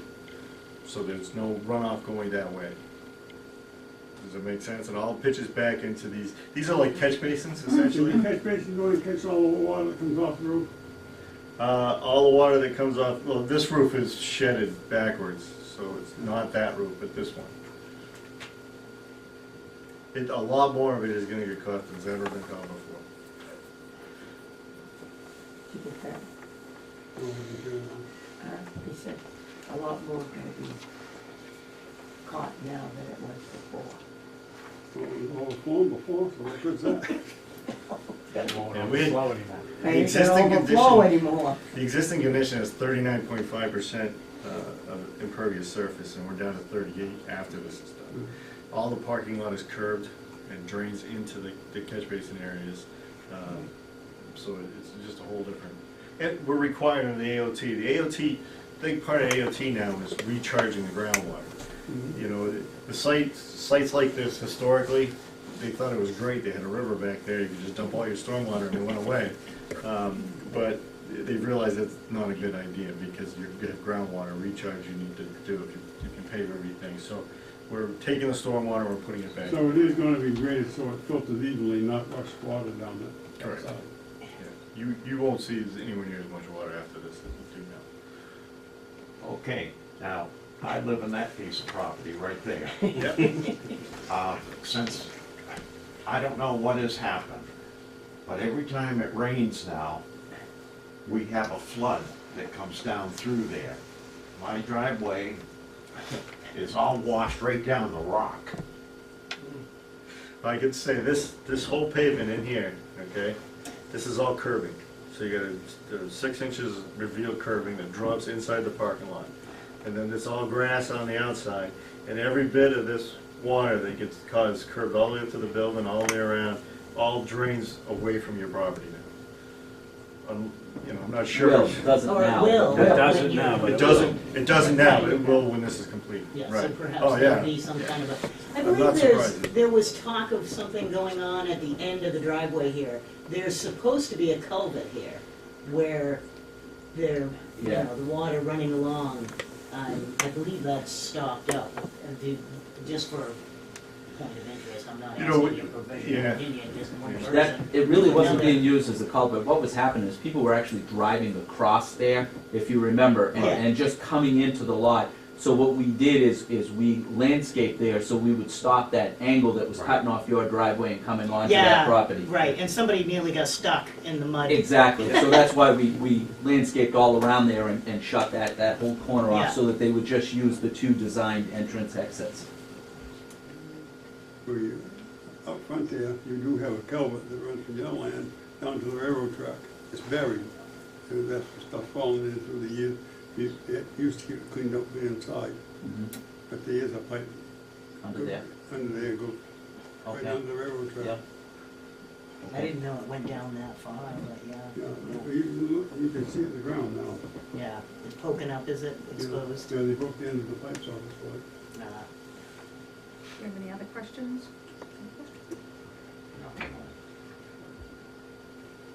close it to the public. We'll go back to the handicap issue. Sure. Sorry, but the pink building, Yep. that has customers that go into it, correct? How does the? The only entrance the customers use is on the far left side where you can see the jog out. That's the customer reception area. They'll go into But you don't there. have handicap parking over there. Well, there's nothing designated right now because it's all dirt. Right, but even on the plan, I'm just saying, are you gonna add additional handicap parking over there? I'm sure we're gonna have a handicap spot in front of each one of our doors as we put the pavement there and design it so that it's accessible We to the could put, handicap. we could put one over there, but you're gonna lose a parking space, because it has to be handicapped accessible. You said you had so many excess. We don't need it anymore, and it's really your interpretation of it. This is if this is all one parking lot, then these two handicap parking spaces suffice. You don't have to have one outside this entrance. It's 18,000 square foot of building space that you have there, though. So you need approximately 52 parking spaces. We need 37. Is that for our ordinance? There's 350. One for every 350. 300, one per 300 square feet.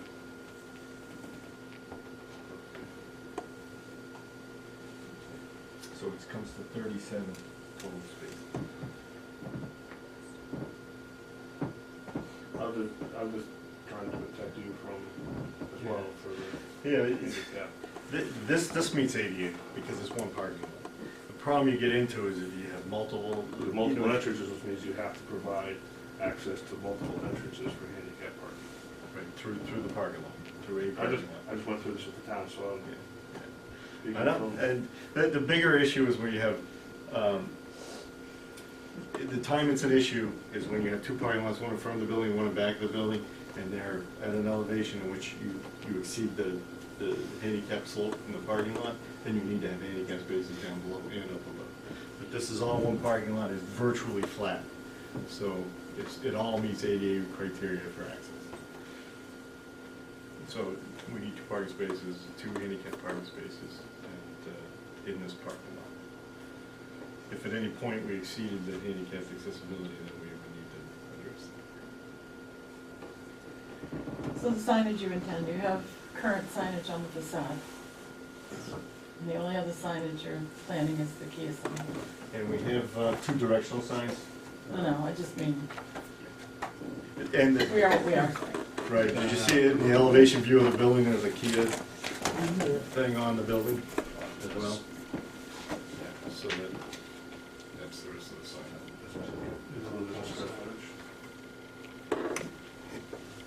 Well, for additional signage, it says that 10% of the square footage of the facade. These guys who did this design have already checked that with the town. Yeah, that's what I thought. Good. So what I'm saying is they could actually put a sign on the Kia sign if they wanted to. So that was, that's my interpretation. So lighting. Yes, yes, the lighting detail. You have residences on either side. We have several places in town where commercial businesses have come in up against a residential area. One of them is Grant Street with Lowe's. And the full moon shines every night of the year, 365 days a year. So the light intrusion was huge on that neighborhood. It was promised that there wouldn't be any light intrusion, 0 candle fires, but that's not the case. They also have delivery trucks that come in very early in the morning. It really is a very unpleasant impact on that neighborhood. How can we lessen that impact on these two residences on either side? The residents in the back really won't get any impact from lighting, from site lighting. The Tilton site on the side, you saw what we did at exit 20 in our main dealership. We took the lighting that we had on 35-foot poles, but the DOT was constantly on our case because of lighting up the highway from being on top of the hill. We took that to 22-foot down lighting with LED, completely eliminated that problem. It's gonna be the same thing here. 22-foot high poles, direct down lighting. so you won't have it splash over on the sides. And the other nice thing is, with the Lowe's example, the elevation of Lowe's is so high that it does stand out like a beacon, like the moon, whereas we're on a similar elevation here with the residents. Is there a way to perhaps those two that are against the Tilton? Yeah. Tilton residents, maybe get those to shut off a little earlier just to be convenient to those neighbors? I would tell you that I think we have a pretty good relationship with the neighbors, and if in fact they do have an issue with it, we could address that. I think you got enough light, that come from you people in the bank. I don't know why you Yeah, won't- bank's I don't pretty know- bright. I don't know why you put more light in there. The lights don't bother us. Well, regardless of that relationship We get with used to it. planners, it's our responsibility to ensure that there is not a huge impact on those residences, so I would like to see those lights shut off before midnight. Yeah, I don't think that's a problem. And, they may be downcast, but is there also a way to angle them away from Well, they're cut-off fixtures and they're designed to. strictly down? Because it's the 22-foot height, Catherine, it eliminates the side, you know, in a downdraft. If you're up 35 feet, you got more of a base. When you're at 22 feet, your base is substantially cut down, so you have less spillage, overspill, as I said. And there's plenty of, you know, certainly, you know, Otter always seems to be very proactive about working with his neighbors, so there's plenty of room They do. to make corrections. But the only light I can see that could possibly get back, because this building is big, this is a big industrial building. There's one light here, but it's quite a ways away. We still have light intrusions from this light. And it's just What not- about it's not noise, possible. delivery? When are deliveries typical for this Cars, facility? cars do get delivered 24 hours a day. The nice thing about the car carrier trucks as they roll off is I mean, we have 24-hour parts delivery at the main facility. There's lots of noise that goes along with those. You've got forklifts coming out, running that stuff in and out, garage doors and so forth. In this particular case, they roll them off and they just leave the car sitting in the parking lot. They're not actually going into the building. Parts will still be delivered at the main building and shuttled over during the day, so we don't really have a big shipping and receiving area over there on a 24-hour basis like we do at the hub. So you don't anticipate nighttime deliveries of I don't cars? anticipate tractor trailers doing parts deliveries, but there will be cars that are dropped off at the. No, I meant for the body shop. No, those are delivered at the main facility, and we ferry them over the next day. That's Right. remember, shut them over, okay. Okay, The main facility is set up for 24 hours. okay, I understand you now. Are you gonna have outside speakers for announcements and stuff going off? Oh, There will be outside speakers for announcements and so forth, if paging someone on the lot or whatever the case may be, so there is some speakers, Do you have hours of operation? only during hours of operation, And what are those? 8 to 8. Is it sort of a constant? I mean, I'm just thinking about the neighbors. Depends on how often they want somebody. Well, I mean, I don't know what's typical though. at This my is a house, relatively I can have a small car store. mile. We're thinking that there's a total of 5 salespeople in this store at maximum point. So You guys aren't use cell phones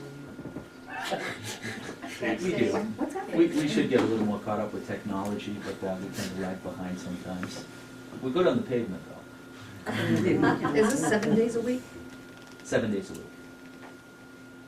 So how many cars are you gonna have stored on this lot combined with cars for auto repair? What we did, Body repairs? we'd maximize as much display space as possible, leaving customer space, but we purchase property for overflow. So we have overflow for inventory so that it's not all piled in there. It'll meet the number of spots that we have designated for display. We'll keep the shelf full, but we're not gonna keep it such that it's blocking the aisleways.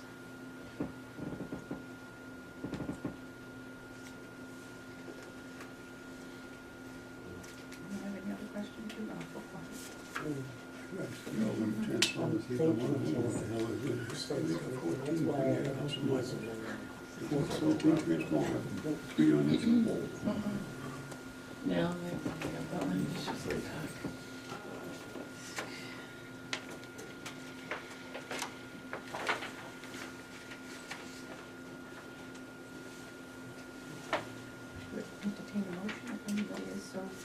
desirous?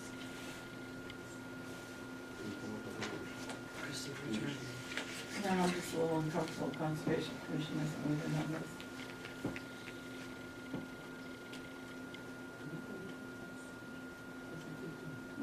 You said you didn't, right?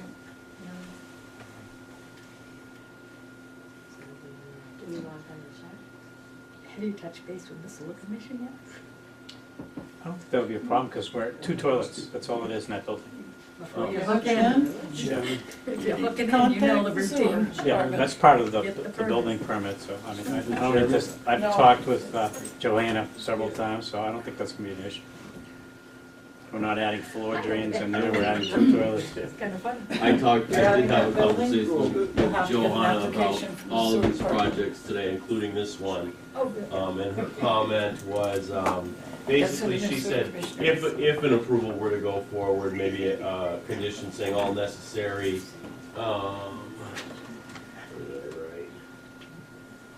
Sewerage applications, notifications, permits, from town of Tilton and DES, Winnipesaukee River Basin program shall be secured prior to, operation. That was her request for a, condition. Excellent, thank you. Yep. Thank you for speaking to her about that. Sure. Oh, actually, she mentioned one other thing. But wait, Yeah, there is more. I guess the way sewerage is billed, sewage, however you want to say it, is water meter. So like Right. water in, they assume equals roughly sewage out. So there's a water meter on the existing building, and she wanted to know, she noticed that they were, I think the proposal is to basically tee both buildings into one site that goes under the road or something like that. That for the sewer, the water, it has For a the separate, sewer. it's gonna have a separate water service, so a separate. Separate meter, okay, that, her concern was basically being able to get the billing right, so whether it was gonna be 2 meters, it was fine, or, yeah, okay. Yeah, It was a house, it used to be a house, right, where this building was proposed, and so there was a sewer service to that house, we were hoping to utilize the same sewer service. But the water, it'll have its own water service, because the water line's on that side of the road. It's right in front of that property too. So it's a lot easier. The sewer's on the other side of the road, which should be a much bigger deal.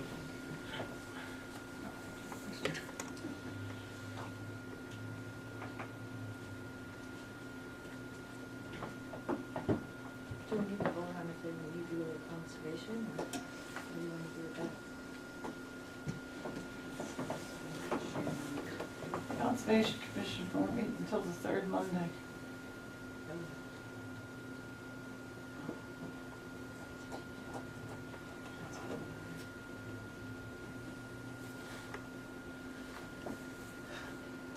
I don't know. Well, I'm looking at it, trying to think of what issues, I'm not a Conservation Commission member, they might have, but We are. they are an advisory board, so it's not absolutely necessary, and First, I don't feel real good about delaying them for 4 weeks, actually 5 weeks. So we meet again and still get to Conservation Commission, that's a long time. So I guess my answer is no. I'm sorry, I know I'm not, like, I'm a member of the public and all that, but are you talking about for the water, the river edge, where the wetlands are? Is that what you're talking about for the Conservation Committee? See, that's a big concern of mine too, because there's all kinds of wildlife and nesting and all sorts of stuff going on that river. Doesn't the state trump all of that too? I mean, the state's got tighter issues than the town does. well, Yeah, but we have more time.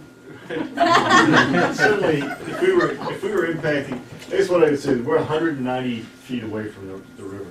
So you have those thresholds in the shoreline, you're 50 feet that there's no disturbance buffer, then 150 feet is the forested buffer, and then the rest of it, the only thing in the rest of that that's protected by shoreline is no salt storage, no bulk storage of fuels, you know, in that from 150 to 250, and that's what we're in. So we're not touching, you know, or disturbing, you know, putting any kind of improvements whatsoever in that first 150 feet. Well, you are improving the existing lots. Uh, But it Considerably, seems as though you from are. the stormwater.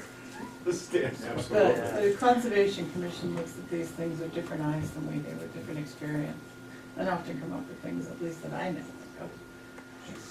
But, Can we approve this and then also just recommend that he runs it by the Conservation Commission, just kind of because? after the fact. I know, but if, you can still do that though. You're right, I guess you could, you know, if you wouldn't mind, just a courtesy of going to them. I don't think we have a problem with calling them up and having them look at this. I think they'd be comfortable with it, but, you know, we do want to keep on schedule, so certainly making a call to them on Monday and getting somebody from the committee to take a look at it, if you feel more comfortable with it.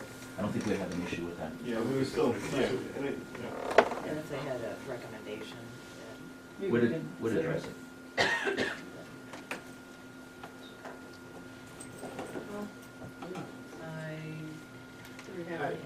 I'm just, I mean, Get a list for us. I wonder, does the board want to simply, if that were going to be a condition, would the board want to simply say, you just got to go talk to the Conservation Commission, and you have your approval, and they may say it's a terrible idea, but you, sorry, I'm being a little bit sarcastic. I guess my question is, what might come of the Conservation Commission's comments? Does the board want to leave the possibility of their comments having some binding impact on the No, we proposal? can't do that. They're an advisory board, they may come up with some suggestions, comments or whatnot, and Nesting areas. they are an advisory board, so even with us, they don't have standing. I mean, we take their advice and sometimes run with it.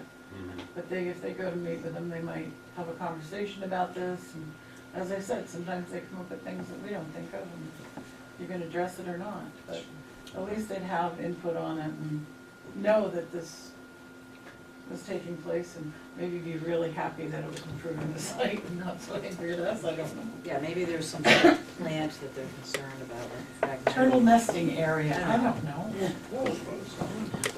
Those are serious things in the big scheme. Oh, no, we got Yeah. appointed attorneys. no, that's fine. I don't think You know what that's I a mean, problem, no, sure. just to give them input, and they might be interested in impermeable pavement as well. I'd be happy to do I would like to, is there some way we can write something into that we can readdress the noise or the lights? Or do you think that strictly could be done by code, but we haven't put any conditions on it, except that we'd like the lights to go off earlier, which we haven't set at times? Yeah, I know there's a little known, right, what is it called, nuisance ordinance Mhm, that that's I right. think is fairly clear, and I think it would address if there were late hour commotion, I guess, for lack of a better word, that would represent a violation of that nuisance ordinance. So I would say, yeah, you probably are covered there. And then with the condition that you were suggesting of midnight, it seems like, I think that's a little late. yeah. Even downcast lighting spills over. But that's right, I think we can address it that way. I mean, we know they close at 8, right? Is that what was said? Yes.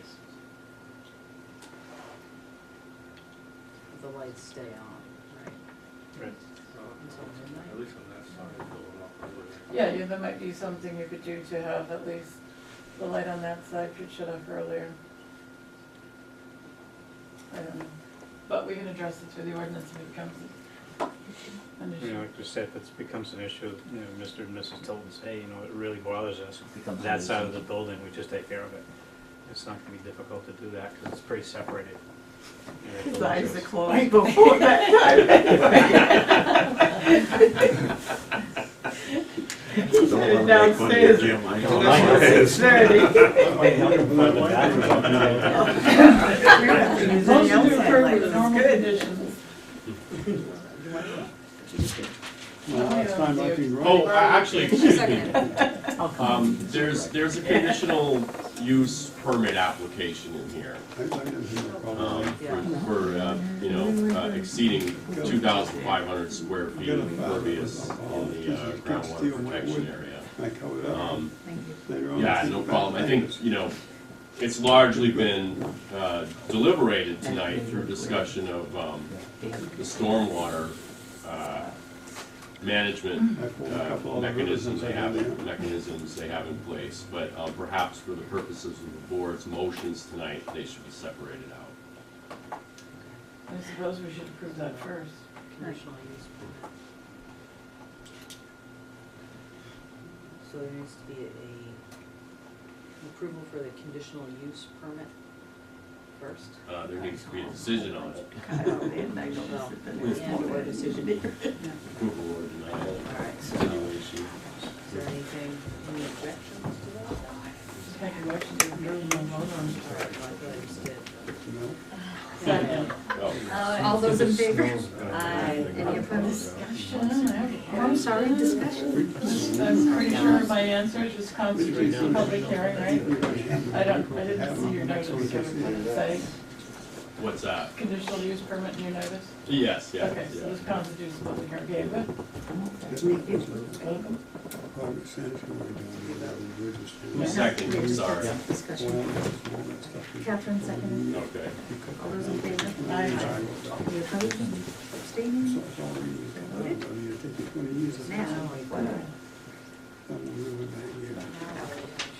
we're gonna approve their application. Planning board 15-07 on 40 Tilton Road.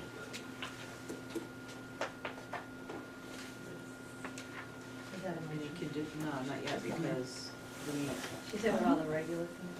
all the regular, Signage ordinance, and just to remind people that, it's there, look at it. I don't think it's necessary, but Okay. we'll keep it standard. Yeah, okay. We've So, already got the driveway permit, so I think, contacting sewer. Yeah. They're gonna call it conservation. They're gonna go for the conservation. They're gonna really laugh. I think it's actually better. Better than nothing, right? yeah.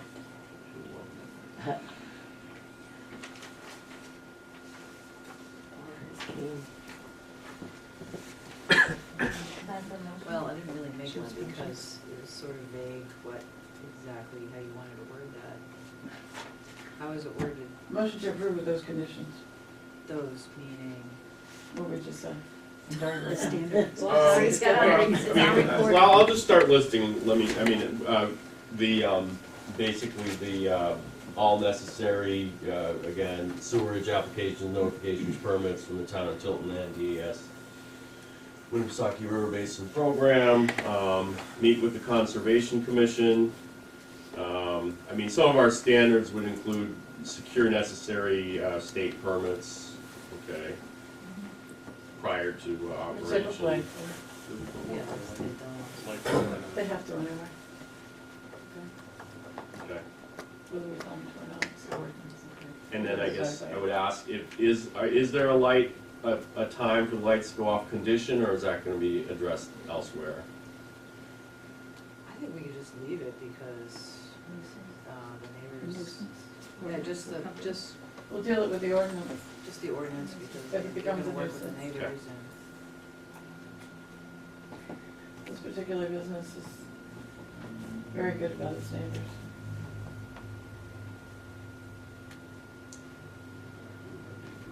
and, so let's. Time for a second. Yes. Second. We all caught up there? Yep, thank Yeah, you. they get a vote. Okay, I was waiting for him to finish writing. Make sure he had everything before we voted on it.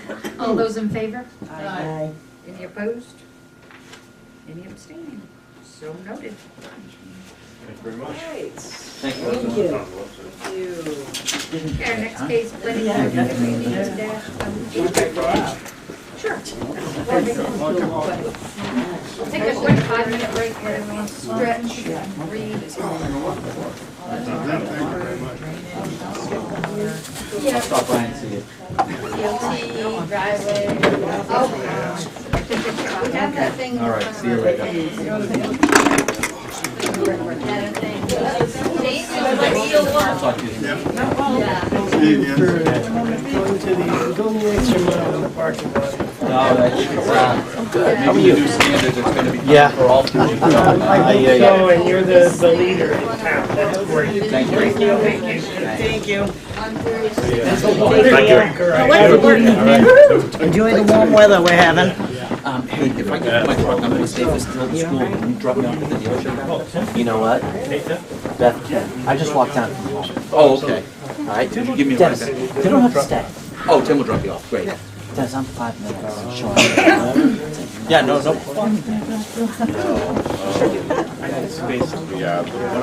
Across the street. Submission is fine.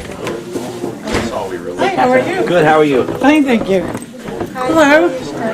I'm good. Excuse me. Is, what's the status of the AOT? Here for the duration. Under review. Right. Okay, so what do we sit, come sit. Well, usually DOT sends us that, I mean, DES sends us that stuff, but. Yeah, no, If but, I don't get it, I'll just contact you for that. Yeah, and then, yeah, the Conservation Commission. Yeah. Yeah. I think, So, first of all, Josh got some great college news. Congratulations. Yeah, I know, we're excited about that. We didn't get to know about it, but we got the St. Lawrence, so it was good there. And St. Michael's, so we're gonna St. Michael's with a little bit of yes, which is great. So that's exciting. Well, St. Lawrence gave us a their tuition is so high, I think it's just an adjustment for, so we're gonna, it's gonna be those two. Wow, it's gonna be one of the two, and we're gonna fly and see both of them and see which one, she likes the best. And I don't know a lot about either one of them, so I guess it's one of those, how does she feel about Both it? are great schools. You know, Sarah's Yeah, son yeah. is at St. Lawrence right now. Right. So, and she, She knows it. Yeah. Oh, yeah, no, she does. and, All right, thank you. so anyway, I was pleased to get that. I was pleased to get that. Yeah, no, so it's really exciting for her, and I'm kind of hoping she picks St. Mike's, because I like Burlington, and it'll be an easy shot for us to get to her. St. Lawrence, oh my God, I'm gonna have to pack a lunch.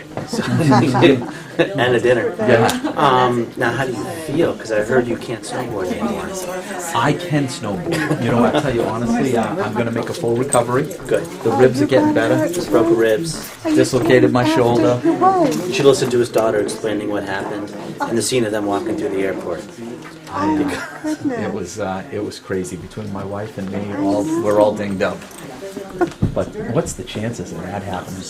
You know, the kid that hit me, honestly, if he didn't run into me, he was heading right for the trees. So, and his dad is one of my best friends. So, I mean, I walked away and he didn't end up in the trees. But he was completely out of control. He was skiing with kids that were a lot more beyond his ability. So he was trying to keep it up. And what happened is all day long, he was skiing on the Black Diamonds, doing fine. But Loon Mountain has a double Black Diamond. And he just thought it was like a regular trail. I was halfway down, and he came off the lip like a bat out of hell. And when he looked down, it was a sheer cliff, and he had no idea. He said he was afraid to fall, he didn't know what to do, and he was heading to the woods, and I just happened to be in the intersection. Well, thank God you were there. Yeah, you know, it could have been a lot worse. His father, when he hit me, the people in the chairlift, I heard people screaming, "Oh!" So I just lowered myself, not knowing it was me, but instinct I did it. Thank God I did. But when he hit me, as I was heading down the whole mountain, thinking, assessing myself, because I knew as soon as he hit me, I broke the ribs, the shoulder was the other way. I heard people in the chairlift all screaming, "Well done." But I'm thinking, oh, this has to be really bad. So all I'm done, and I'm hearing everybody yelling that, and I'm thinking, I hope I'm okay.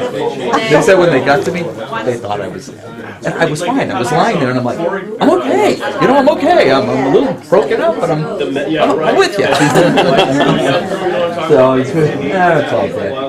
I saw Carolyn Swindon today. I didn't get a chance to say hi to her. Where did you see her? I went down to Borzlow? Borzlow. Oh, isn't that funny? Yeah, but, you know, they had us in another area on the cab. Oh, you'll have to swing over and say hi to her sometime you're down there. Well, I haven't seen her for a long, long time. Yeah. I would never dawned on me because Right. I'd seen her so many years ago. Right. twins. Yeah, I know, and they look a lot Oh alike. my God. I know. Just want some water? That's No, I'm good amazing. right now, I'm thank you. all set, thank you. It's funny when we go down to games in Salem and people will run up to my wife saying, "Hey, Colleen, how are you?" And I'm like, "No, it's not Colleen." Yeah, I was down at Forest Lake today this afternoon. They've done a great job. Boy, they've picked up all the prep schools, it seems. Yeah, well, they're picking up the Massey and Maine schools too, because see, they've been in the higher HMO, you know, which none of them can afford anymore. Right. We've been on the high deductible for years. Right. So for us, it's a little bit less of a transition. Right. But it was the captive self-funded model today again that we're gonna get. He's gonna stay for us because we need some support. Oh, that's nice. They're actually looking to come after the, Jenny's looking to do the car dealerships too, so she's looking to start doing that too, which is great. We were gonna have her picture this year, but it was, or pitch us, but it was too late, but next year we're gonna have her take a look at it. No. Well, yeah, the other thing that you worry about with all the new rules is the fact if you're not in the self-funded, thank you for that. captive, then it Kicked takes my daughter. We're under Yeah, you said the like- ACA regulations right now, and that can be not, pretty cumbersome for a small little staff Right. like us. Administratively, it's a nightmare, I know. We do all My this. human It's- resource oh my gosh. people are just, Never mind the accountant part. I That's know. what Christine and I do most I of the know, day. I know. Fred, Bob, I know. it's just crazy. It really is. I know, so, but yeah, the new regulations going after next year, you know, all the cumbersome reporting on the W-2. I know, it's frustrating. Christine and I go like, oh my goodness, how are we gonna manage Yeah. this?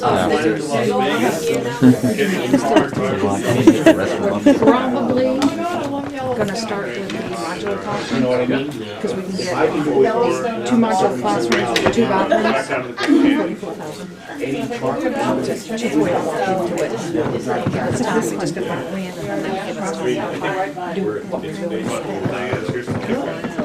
So it's getting there. Essentially waiving without paving. It really is. I'm looking forward to that. I don't know if they wanted to do part of the hiring. They had parked in Baltimore. You know what I mean? Yeah. Especially Will that the be, director. will that be July? We take off, they're only at 10:30, but it's a 5 As soon hour as class. we anticipate hearing from the state by the end of the week, we'll get They're, it. I'm always finding that those sheets. It's gotta be.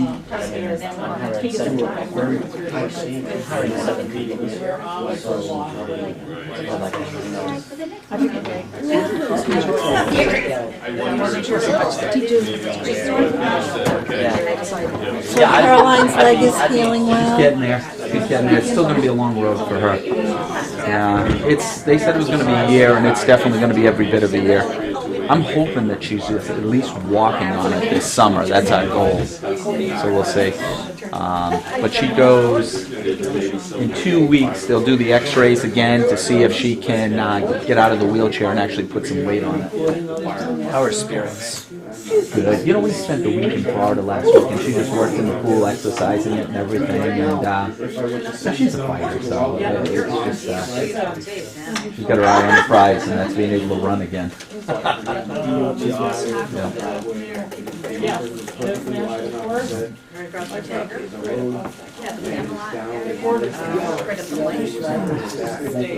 The same light as, you got Wendy's, Oh, they're pretty.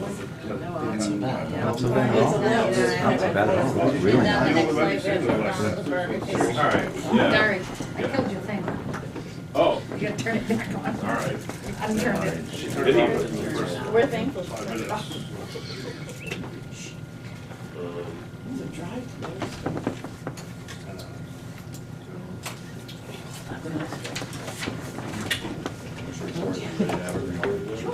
Are you ready? You're on, yeah. Nobody did anything with the camera, right? Excuse me.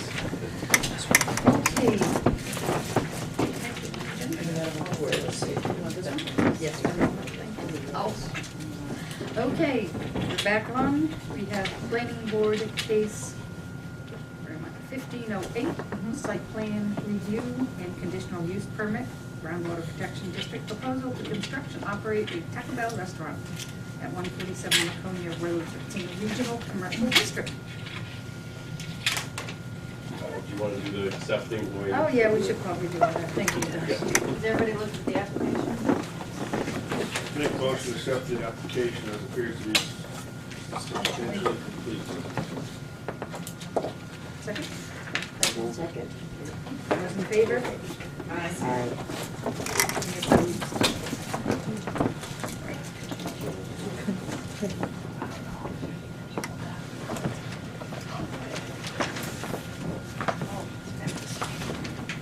I can move it. No, it's for the camera. Good evening, for the record, Hussein Sevinchkin with MHF Design. Need the spelling, I have a card. I was gonna say, do you It's on, yeah, it's on. Is that all right? Representing Charter Foods, they're a franchisee for Taco Bell. Site address is 147 Laconia Road, we submitted a site plan set. This is the existing conditions plan that's in your set. We're located on the southeast corner of the existing parcel, which is map R23, lot 8-4. It's a 5-acre parcel occupied by Camelot Homes. There's a traffic signal on the other end of the property, adjacent to the BJ's. There's Camelot Homes on that end of the property. There's a driveway for the Camelot Homes across the street from the 99s that's gated off currently. We would be going in just to, as you're looking at the site, to the left of that driveway. The site plan, I have a color rendering of it as well, but I'll just go over, things a little better in color. Alright, so, as I indicated, this is the existing driveway, which we would not be using for this development. We would propose a fourth leg to the existing signalized intersection that leads to Home Depot and Wendy's. And I believe 99 has access to that signal as well. So we would come in directly opposite of the Home Depot driveway with a new driveway, and we would modify the existing traffic signal out there. Come into the site, parking in the front of the site, parking on the right side of the building, drive-through lane, and, exiting back towards the signal. There would be no connection per se to the Camelot Homes because there's really nowhere to go if you were to, turn into that parcel. The building that we're proposing is a 2,500 square foot Taco Bell with a drive-through window. Has approximately 50 seats inside the building. The drive-through would accommodate 8 vehicles within the drive-through lane and, additional vehicles on site without impacting anything on Route 3. Excuse me. As indicated, we're in front of you for site plan approval and a conditional use permit for the groundwater protection district. Again, the site would have 36 parking spaces. By code, we're required to have 35, so we have 1 extra. We meet all the building setback requirements. Open space is met. The lot coverage is also met. We're proposing a new freestanding sign in this location. 40 square foot maximum area, 20-foot height. There's a detail of that sign in the site plan package as well. As far as the grading and drainage for the site, right now the site there's some pavement on the site right now, but for the most part it's pretty undeveloped. Our stormwater system would consist of on-site catch basins. The entire site would be curbed. Vertical curving. We would propose new catch basins. We're proposing excuse me, a sediment forebay in this area, so a large detention pond in this area, which consists of a sediment forebay, kind of a small stone overflow weir with a swale, I guess, a 4-foot wide channel for this area, which would be a micro pool, which would contain some water, and we would have an outlet control structure here would allow any extra water from this pond to get into this area. Again, sediment forebay would catch any sediment, any trash. There's a trash rack also proposed in this pond. That would treat some of the stormwater, basically the front half of the site. For the back half of the site, we have another small bioretention basin, which is kind of like a rain garden. for this area, and that would also have an overflow weir that would then allow any excess water to, get into the wetlands. So the water would be pre-treated with this sediment forebay, and in this area, there's a hydrodynamic separator that we're proposing. It's called the first defense. So that would be the pre-treatment in this area. We've provided, drainage calculations, and operation and maintenance plan. They would be, they would be required to maintain the stormwater catch basins, the first defense, and the detention basins on an annual basis per that manual that we've submitted. You said that is a bioretention pond? This one back here, correct. Can you tell us a little bit about that? Yep, I have a detail on the sheet.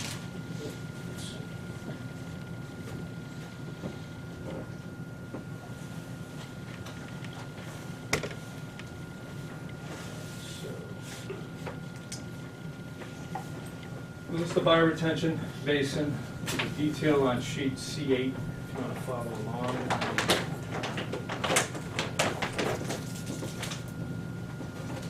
So it's basically, a small pond in the back of the site, some soil media that consists of the combination of topsoil, shredded bark mulch, sand. Basically, anything collected in this area the water would filter through into the ground, so you would infiltrate into the ground. Sorry, I just lost my train of thought. But it's approximately, a few feet deep. The depth of it varies.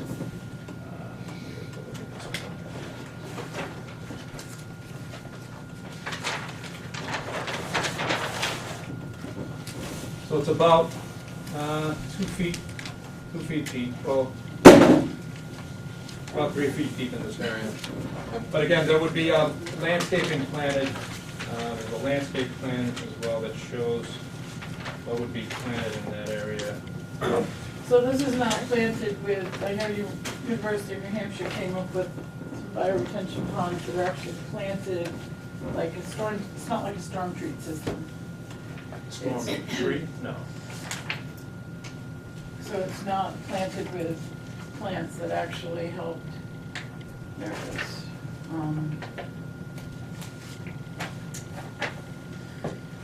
Break down things before they get into our system. It does filter. And I'm the sorry, I water. haven't, so it's a filtration pond. It is. Okay. So there are some plants, I guess, they're Japanese iris, Siberian iris, and blue flag iris. So in other words, it's consistent with, it's consistent with what the DES requires of these bioretention basins. UNH is probably the leader in this state. Okay. So it's just not the purpose of putting that there, not a particular spot, it's just a little area. It's just added, it removes the sediment basically before it infiltrates. So we're able to infiltrate down here. This is more of a detention and infiltration prior to discharge back. And there is a reduction in, so for the 3 storm events that we analyzed, the pre and post development rate of runoff, there's a reduction on the 2, the 10, and the 50-year storm event.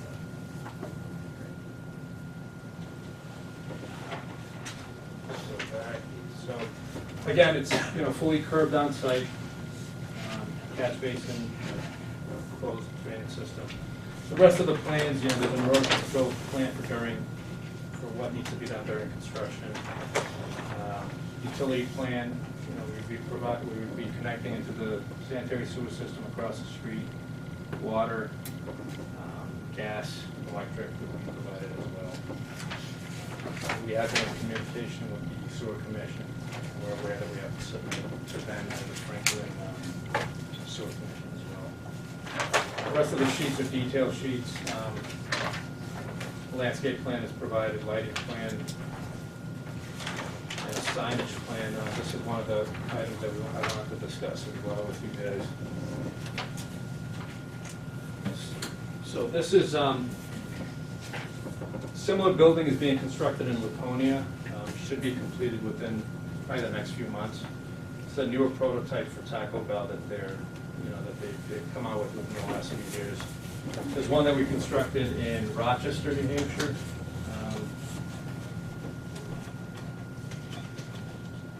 This is pretty much what the building would look like as you're facing it from Tilton Road. This is the drive-through side, this is the drive-through window, and this is the entrance side to the right of the building and parking lot. It's a pretty attractive building. Much better than the old one. And the old ones were, they've gone through a number of models, I guess, over the years, but yeah, this is one of the nicer ones. And the signage that we would be looking for is, there's 2 signs on the front of the building, 2 on the side, and 2 on the right side of the building. So those are summarized on the signing graphics plan. Shows the areas and the locations of the signs. And I believe that's the discretion, the signage is at the discretion of the planning board, is that correct? No? No, it'd be nice. You know, it's pretty cut and dry. I'm sorry, I'm lost. Well, I mean, it's part of what they're gonna be reviewing. Yeah, so.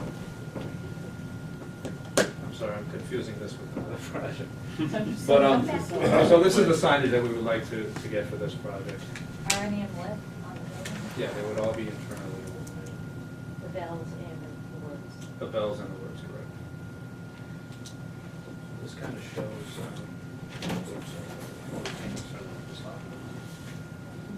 Pretty big facility. yeah, the bell would be illuminated internally.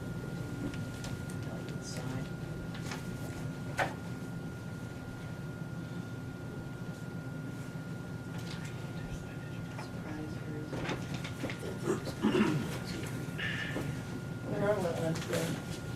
They're very close to wetlands. There are Very wetlands. substantial wetland. There are wetlands, yeah, to the rear of the property. We're staying, there's a 20-foot no disturb buffer. So we're staying out of that, and we did push our site. We met with Dari and the code enforcement officer over the summer, and our development was kind of pushed closer to the wetlands previously, but we did negotiate with Camelot so we can pull our lease line further away from the wetlands, so we can push this development away from the wetlands. Yeah, adjacent to the parking area. I'm sorry? Park and drive. That's Adjacent across to the wetlands from it. It is, okay, So it'd be this lot, the wetlands and the parking. okay. I also have Heather Monica with Freeman Peterson, she's a traffic consultant. She's working with DOT on the signal design. Snow storage. Want to hear about it? Snow storage is shown on the plan, we have some areas in this area, some areas here, back here, and in this area. How big is that freestanding? Like, That snow storage isn't in your retention pond, is it? Or it's right up against it? It's right up against it. Ooh. You can move it out of there. Just have to see. Move it up to the back.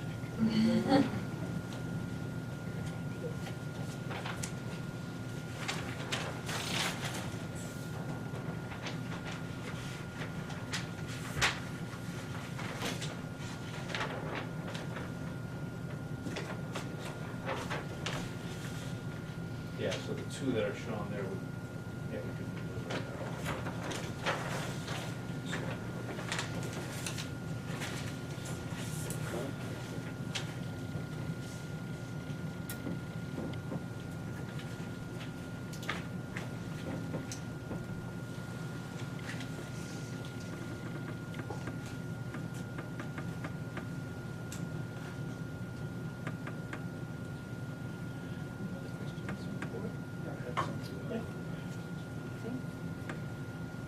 You have a maintenance plan for the 2 ponds? Yes, we do. That was, I believe it was submitted, That's in the stormwater plan. it's in the stormwater plan. can hand it out as well. Should be in the back pocket. Pocket on the Right, back of it.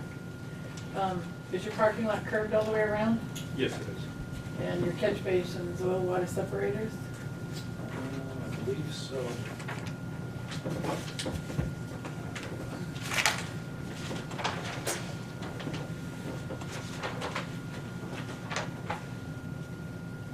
Yes, correct. Oil water debris separators on every catch basin. Yes? Yes. And you're gonna catch sediment in the pond, right? In this sediment forebay and this hydrodynamic separator. They have two places to collect it. Yep. Okay.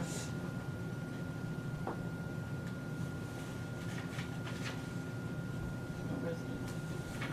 It's all downcast lighting. What are the hours gonna be? 6 to 2 a.m. My son will love you. There's one customer. 6 a.m.? He'll want And his they own- started he'll serving want his own breakfast. parking space. Breakfast. Wow. You've probably seen the commercials for Now the. they have a biscuit. 250 kids. If they have traffic on that property. We have to expel some of them for going down there. Your dumpster pad, is that one looking out the back? Correct, enclosed dumpster pad. It's, you said enclosed Correct. with lids on the dumpsters, right? Yes. And the entire, the actual What do you- dumpster enclosure is also, Where are you storing grease? there's a grease bin in the dumpster pad. The grease stored, grease is stored internally, and then they bring it over to this, and that's once or twice a week they empty that. Is that on a concrete pad? Yes.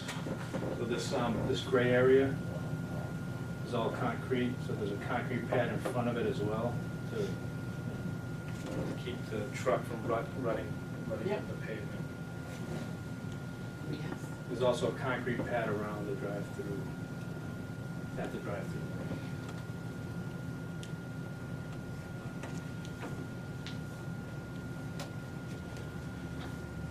I see two. 2 handicap spaces, we have 36 regular spaces. You have, One of your plans, you have it blocking your queue area, if you will, blocking some spaces.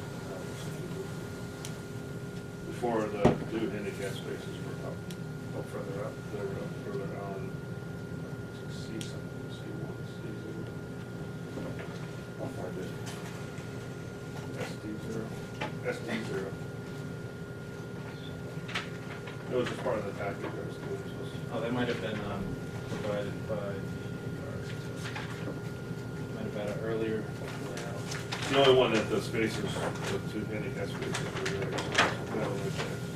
Yeah, that's.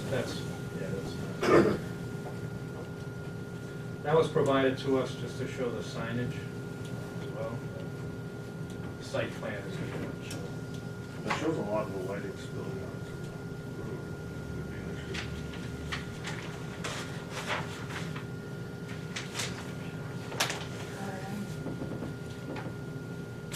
point on Should be .02 at the property line.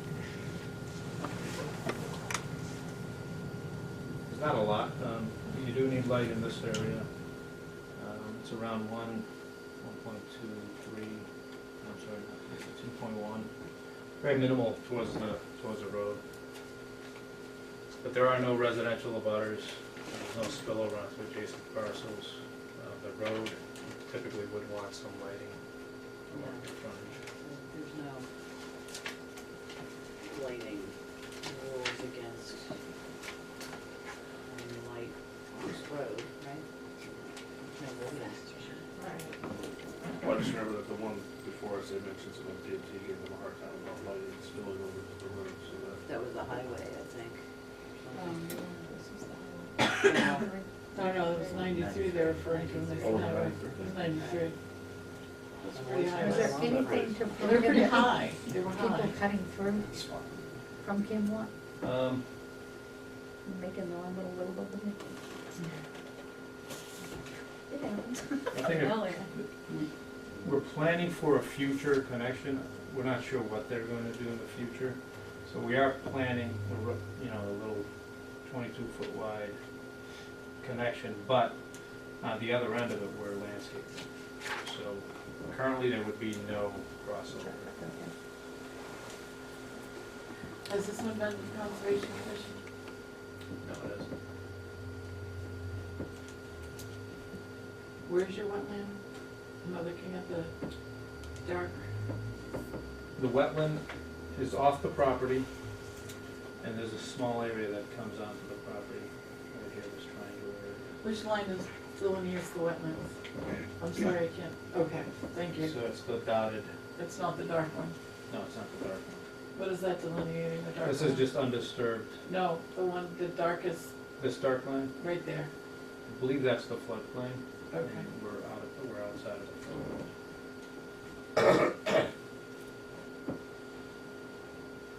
Is that back pond, that's not gonna drain into the BJ's parking lot behind it, is it? I know that parking lot seems kind of deep. I think the parking lot, I'm not sure what that is. But it's not, no, it's going into the wetlands. Not directly into the wetlands, but. So the wetlands wraps the property. I think the BJ's parking lot is further down. Oh, I think it's more sort You're probably very close to the end of it there, but it's a pretty big parking lot. yeah.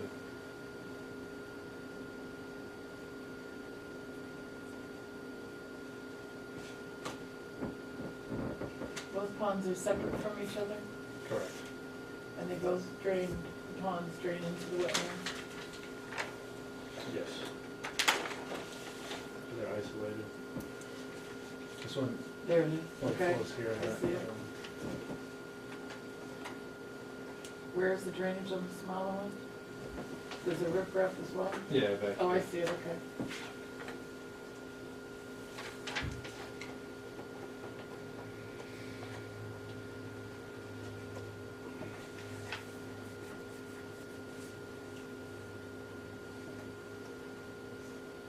Those are the street signs too.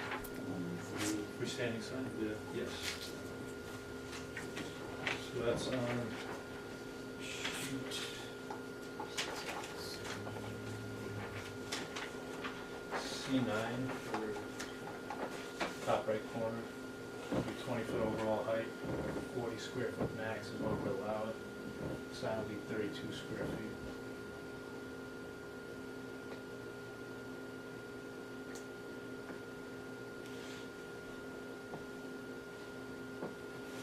And how high did you say it is? 20 foot. That's, okay.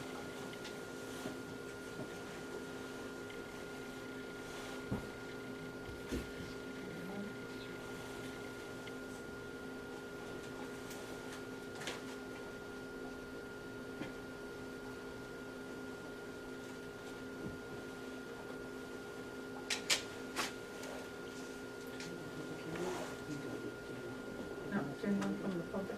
Is there a catch basin inside the dumpster area? No. I think there should be. Dumpster swell. The dumpster is Wetlands graded from to, no, the dumpster's graded to flow back towards the site. So the grading at the back is higher than the front, so any spill would come back into the site and get picked up by the first offense hydrodynamic separator that's adjacent to the catch, to the dumpster. The back part of the slab will be higher than the front. Yes. Let's see if there's a- So this is a detail of the dumpster. It's a CMU block dumpster, so there's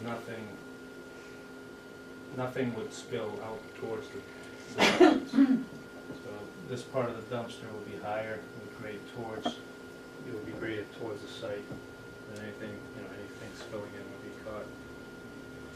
be caught in the hydrodynamic separator or the catch basins.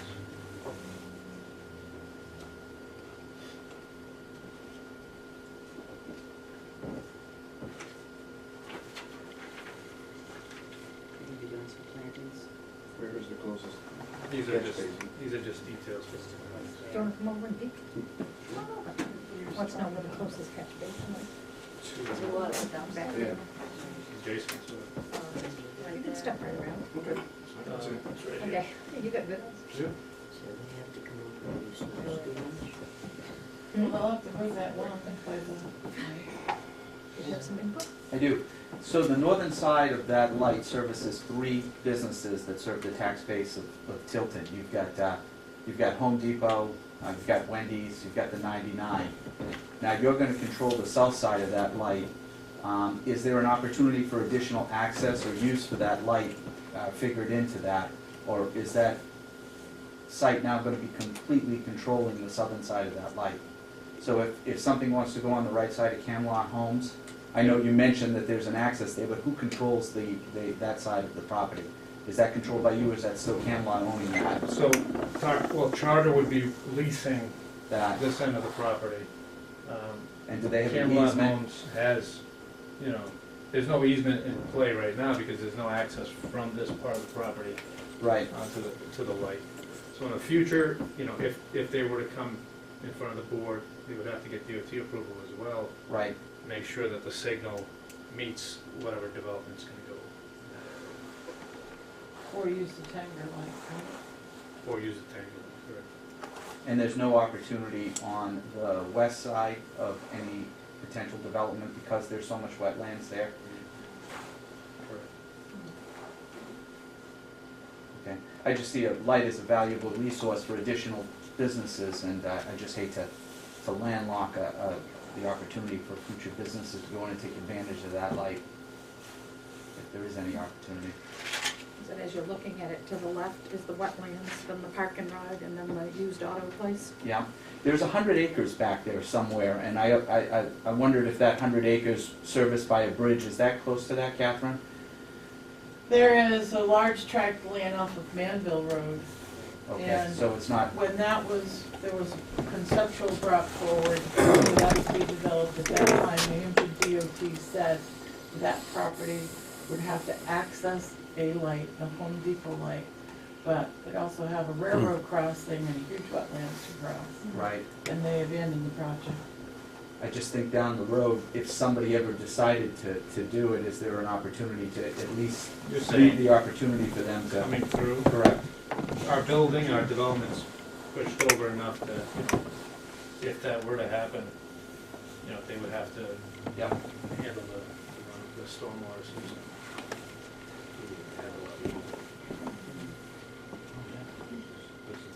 Yeah, that's where the bridge So there's I traffic. just have to make 2 comments on 2 items, and Way back. it's appropriate. Are you still taking somebody might. public, I guess? Is there anybody else in the public? Oh, sorry, Joe. My question also concerns the traffic light. There was some talk about you gonna explain, or she was gonna explain about the traffic light and what that puts into, out onto Route 3, the anticipated, you've done traffic studies or whatever, could you explain that? Are we ready for that? Yes. I hate to see you make the trip for Yeah, nothing. right all the way up here. So for the record, I'm Heather Montecup with Greenman Peterson, and we were the traffic engineers for the proposed project. And this project started out with a scoping meeting with the NHDOT, of which Dari attended on behalf of the town. At that meeting, we tried to just get a site driveway on here, and they said absolutely not. Anything going in will need to come out at that signal. So they decided if that was doable, and here we are before you at the signal. So as this is a state maintained roadway, it needs an NHDOT driveway permit, and this is the only way we were going to get it. So we prepared a traffic study and a concept plan in February 2015 based on that scoping meeting. We looked at 2015 existing conditions, looking at the signal at Home Depot, Wendy's, and 99 Restaurant, as well as the signal at BJ's and the outlets. That was our study area that was scoped at the meeting. We collected traffic volumes, looked at collisions, collected vehicle speeds. We also looked at future conditions for NHDOT. You've got to look at opening year 2016, and which I don't even know, it might even be this year that they wanna open this, right? But we looked at 2016 and 2026, and we only be a little bit better in this year. So anyway, we grew it out to future conditions, put some traffic growth on there, did site distances at the driveway, which all exceed, ASHTO and NHDOT requirements. And we conducted trip generation for this site. Now, this kind of use is a fast food restaurant, so it draws a lot of traffic from traffic already on the roadway, about 50%. So during the weekday PM peak hour, the site is expected to generate 42 new trips to the site. And then during the Saturday midday peak hour, 76 new trips to the site. So once you put that on the roadway, disperse it up and down Laconia Road, we are going to have traffic increases on the roadway of between 19 and 41 vehicle trips per hour. So that's about one new additional vehicle trip every 1.5 to 3 minutes on the roadway. We analyzed the two intersections. Their level of service B today with the signal in place and the traffic. They're gonna be level of service B in the future. Another thing that our traffic study looked at was how much stacking do you need for the drive-through window. The Institute of Transportation Engineers has some journal data which indicates that for restaurants such as this one, you need a maximum of 7. We've been doing a lot of projects with Taco Bell, they think they need 8. So that every plan we work on with them always accommodates 8. We think that's, according to the data, that appears to be sufficient. What I want to show you is our concept plan for the, just, I don't take this down, the whole thing will fall over, so as part of the traffic study, it was provided in the appendix, a full-size drawing. We are proposing, I like north up, so it's opposite of the site plan, but the site's down here, driveway comes in, we're gonna have a through left turn lane and a right turn lane. The throughs line up so they can make a straight movement without any kind of funny, jog in it. Also, in addition, we're gonna mirror the left turn lane that exists in the eastbound direction. We're gonna put one in the the westbound direction to allow lefts into the site. That means we need a new mast arm for the traffic signal at our site driveway. We need a new mast arm because the existing mast arm isn't long enough to get the signal for the left turn lane. So it's 100-foot storage for the left turn lane striped within the existing painted island that's out there today. We don't anticipate any widening for the project, however, because we're changing the paint and HDOT is requiring a cold plane and overlay of the area. This limit of cold plane and overlay will have to be moved because there is a sewer connection proposed. I had my plan done and finished before they realized that they were gonna need that sewer connection. So I did note in my cover letter to NHDOT that would have to move. This is just a concept plan. We still have to prepare much more detailed plans that says how the traffic signal, the guts of the controller and everything else.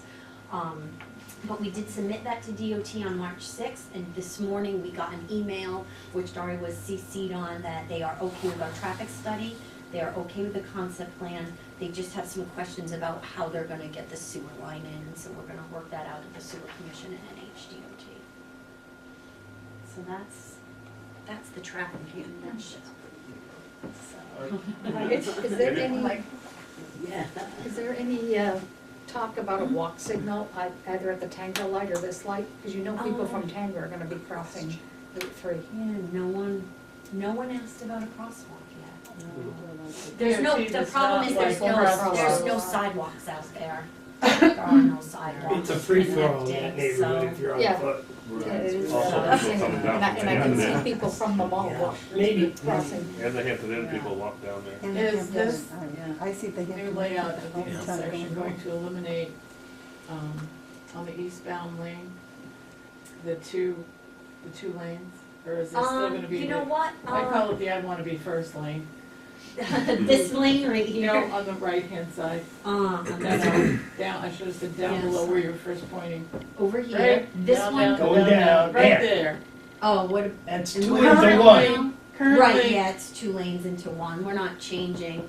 currently right there, there are 2 lanes. Mm-hmm. And it is, it's just to get cars through the intersection, then you queue in. Is that eliminating that, because I don't see a dotted line No, through that? it's the same. So where are you getting the extra space to create There- 3 there- lanes? There's a painted island out there that is 10 feet wide. Oh, So I we're see it. just Thank you. yeah, we're just So we putting still that don't have in the I there. wanna be first lane. It creates, in the summer, it's unbelievable, but it is an I wanna be first lane. Yeah. It's ridiculous. Yeah, we're not proposing any widening Okay. as part of that. And I didn't get a comment from DOT on it either, so I'm Yeah, I not think sure. they liked I it. don't think they would. What was, I read in your traffic study, there was something about the weather that they observed it, was there? Oh, the Saturday ATRs were not collected. The DOT requested that we lift them up. Even though I think you guys got a dusting of snow, they requested that we pull the ATR up off the road.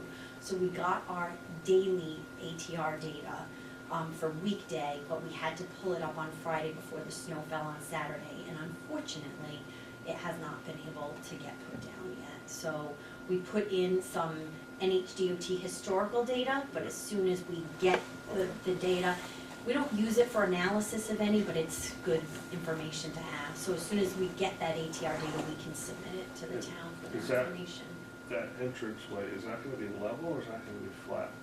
Cause it seems like it's a little, I mean, level. Both. Yeah, I don't, Oh, we the can grading, smile. No, when you're coming out of Home Depot, it seems like that, there's a hill there, and I just didn't know if that's gonna be still an incline, I guess. yeah, our limit of, we don't have to do anything with the. No, I'm talking about pavement. the entrance into Oh, your. on our driveway, and that's why I Yeah. said I would need to look at the grading plan on their sheet.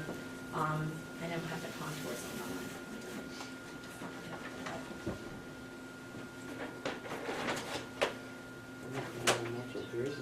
Pretty Isn't flat. it? Yeah, it's Pretty flat.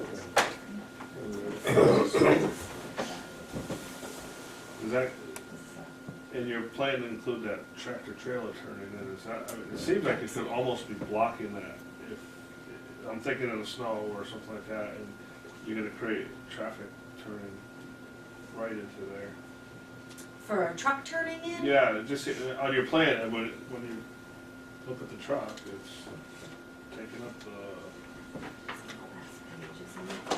It probably takes up the whole driveway. Oh, wow. But for the amount of times that the truck comes, it's pretty standard to have that happen. As long as it's not driving over the, Okay, that leads me to question, cause you would never have two tractor trailers coming in at the same time. They usually do it on their off-peak hours, so Yeah, it's they're usually for once a fire week. apparatus. It's the same design It's the vehicle same that you design. would use, meaning they could get in and circulate around. Has the fire department seen that? I'm not It's sure. checked We not haven't- applicable on here. Letter from Tilton Northfield Fire District ascertaining adequate emergency vehicle access to properties is not applicable. Why wouldn't it be applicable? You've got some interesting radiuses there, But especially with your tractor trailer. yeah, the design. tractor trailer design I know they're is a little longer. except longer than a I fire think we truck. have, do we still have that long vehicle? We have a foot ladder or a ladder. We have a Quint, that's longer than a pump. But typically, the design, we have to open up the design to accommodate a truck. Typically, when we're able to accommodate a delivery vehicle, the fire truck has the ability to come in. I'm not sure what side of town One you'd be does. coming in from. But Franklin always responds to ours, so you would have at least 2 or 3. Fire trucks at once on the site. God forbid that happens, but there's room to accommodate, if one gets in here, the second one can come in. Unless they're trying to, And the third one? unless they're trying to get out of this And light. I guess it would close depend, to the I light. guess it would depend on what they bring too. I don't know if Franklin I would- automatically responds with their ladder or not, or just a pump. They're usually. Yeah, I wouldn't think for this type of building, if it was a larger building, then I would, I have a know, we have a concern. district, so it's not part of But town. it does accommodate, access around the That entire would be a building. condition.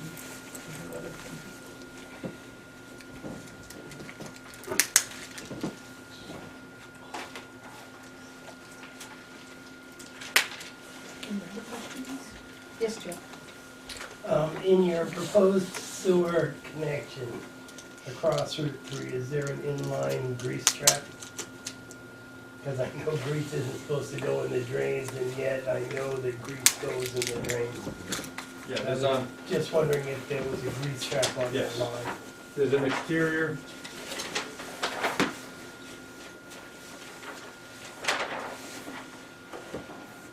The detail of the grease trap on the plan is 1,500 gallon. And it is, yeah, for any restaurant that we do, we provide an external grease trap. So all the kitchen waste goes directly into the grease trap. The domestic waste, bathrooms and whatnot are bypassed. And then they both meet up, just outside the grease trap, and then they tie into the domestic service. It's a regular maintenance plan for that grease trap, I assume. Oh, it's plugged, it's time to call the guy. I believe they maintain it, they have to, they're a restaurant business, it's not like it's their first. I've got 40 years in the restaurant business and they don't have to. They don't. Hey, the grease trap's plugged up, call Rob. That's the maintenance plan in a lot The of projects places. we've now. worked on for Taco Bell, they've maintained it. Good.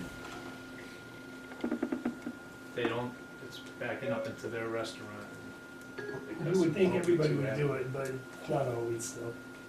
Have you made contact with the Tilton Sewer Commission? We've had discussions with the sewer commission. We have their applications.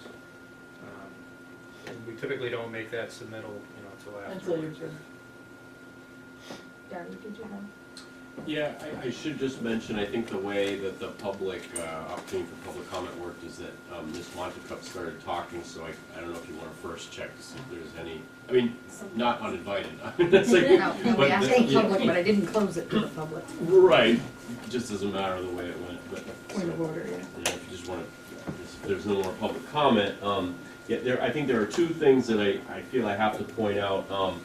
So one is on setbacks and the other is on signage. First on setbacks, there's I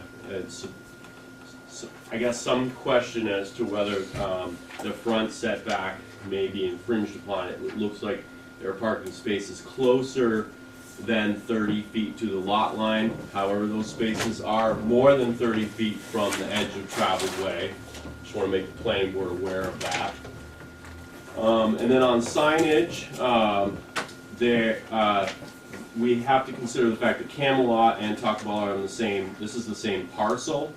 But if you look at the signage ordinance, when it gets into the specifics of what's allowed in each district, and under the regional commercial, it talks about multiple properties in the same complex, not in the same parcel. So here we have on one parcel what one might describe, I myself might consider two complexes because there are two separate entrances.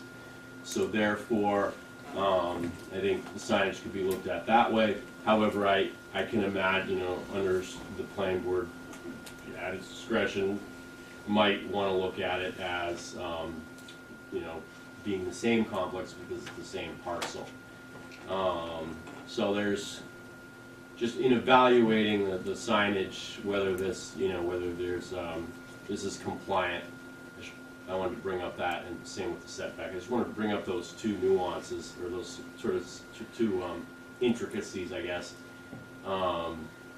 Just so the plan, to bring them to the attention of the board so that you can.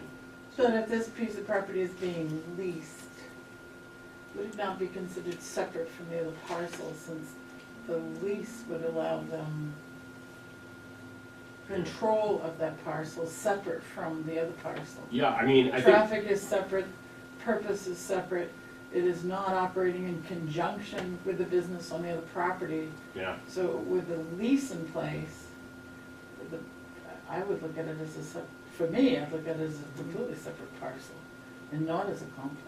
I think in terms of, the planning board carrying out the intent of the ordinance, I think that the way you see it makes sense. I mean, if they do, they have full control of that property under their lease, Yeah. separate from what's going on in the parcel of Camelot retains.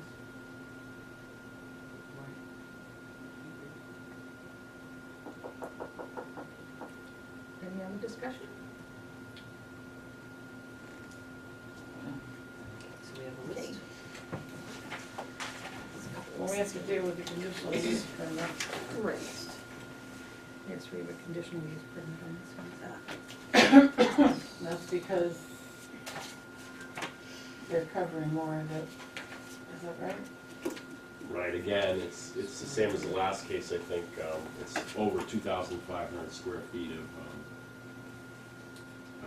pervious. And what is our normal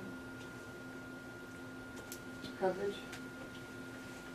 Or the Well, percentage of the whole, right? The requirement for getting the conditional use permit is simply because it's over 2,500 feet and it's in the groundwater protection district. As far as what would be permitted in the base district, if that weren't there, I guess it would be simply the percentage of lot coverage from the table of dimensional allowances. And how is that?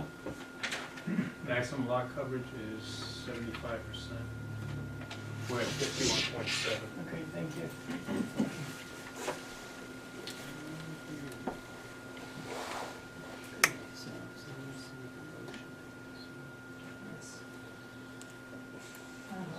On the groundwater protection district permit, conditional use permit, I make a motion to approve that since they're within the. I'll second. Any discussion?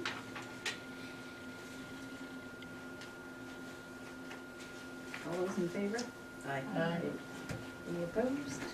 Any abstaining? So noted. All right. Yeah. Now we, for conditional approval.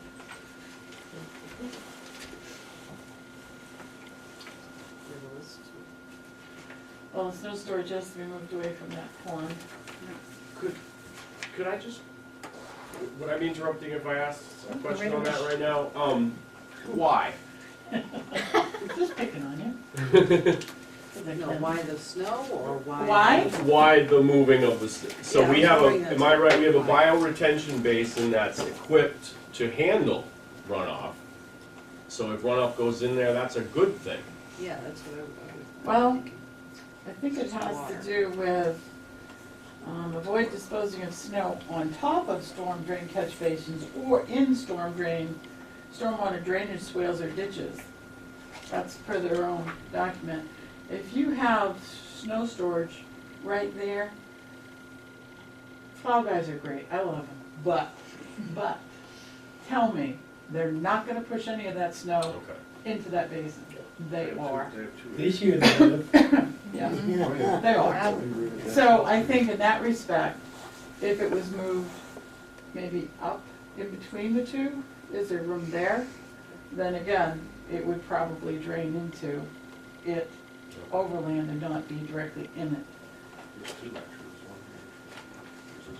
Well, that's the same one that does two things, is a sediment catching area there. It's kind of cool. I like the pond.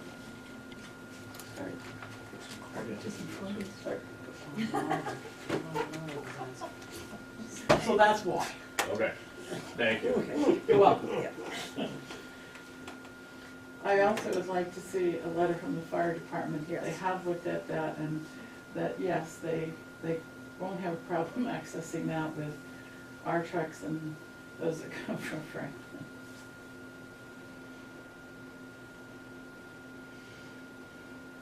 I don't know. Conservation or not? Well, let's jump with the horse again, but they might wanna look at it.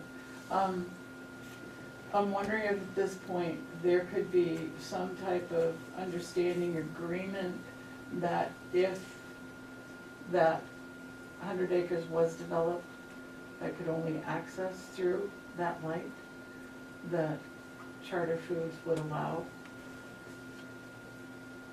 that access? Would that be charter or? They lease the property, so. Well, but as a lessee, you, They would need They their, have rights? they would also have to have the Charter Foods approval as well as Camelot Homes, I would think. yeah. Would you not? I don't think Camelot Homes could say after the fact since they Right. lease and say, So they oh, would by have the way. they would have to discuss everything, as long as, you know, the detention pond gets you know. Right, addressed they at would that have to point. address Like, as long- whatever, yes. I'm sure they would be amenable to So discussion. if we could have something, Like what? just some language What that would it say? they, when the Shaw's Plaza came in, instead of allowing access from the Exxon development across, they absolutely refused, which is also why we have that weird configuration between the Shaw's Plaza and BJ's. Because there was no way. So I would like to make sure that somehow Charter Foods would be willing to consider, you know. It's awkward. Well, it's like, secondary access roads. No, I'm just wondering about I understand what you're saying, like, but how would you word that, willing to consider? I don't So know. either we demand that they allow it or we don't. I mean, you can't say I don't know how you can say they have to be willing to consider it. I don't know how to say it. I don't think you can, Well, I can say no. Yeah, we can't demand that. I think that's, we can't. Maybe the minutes could reflect it. Okay, yeah. It's far better than Just closing that the door. the land behind it can't be landlocked, basically. You know, because it is, it would Adjacent preclude that property from being developed beyond, you know, putting a camp out at the end. But it would preclude it, it is on commercial, so it would be, but it would preclude it if there was no access to that light. Yeah, They would not be developed. I'm not sure it's not a wording, so it's not Where's the Home Depot? you can't do it. Without impacting our site.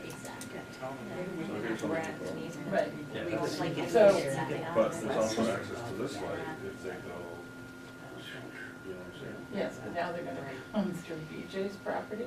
Oh, no, they can still go across here.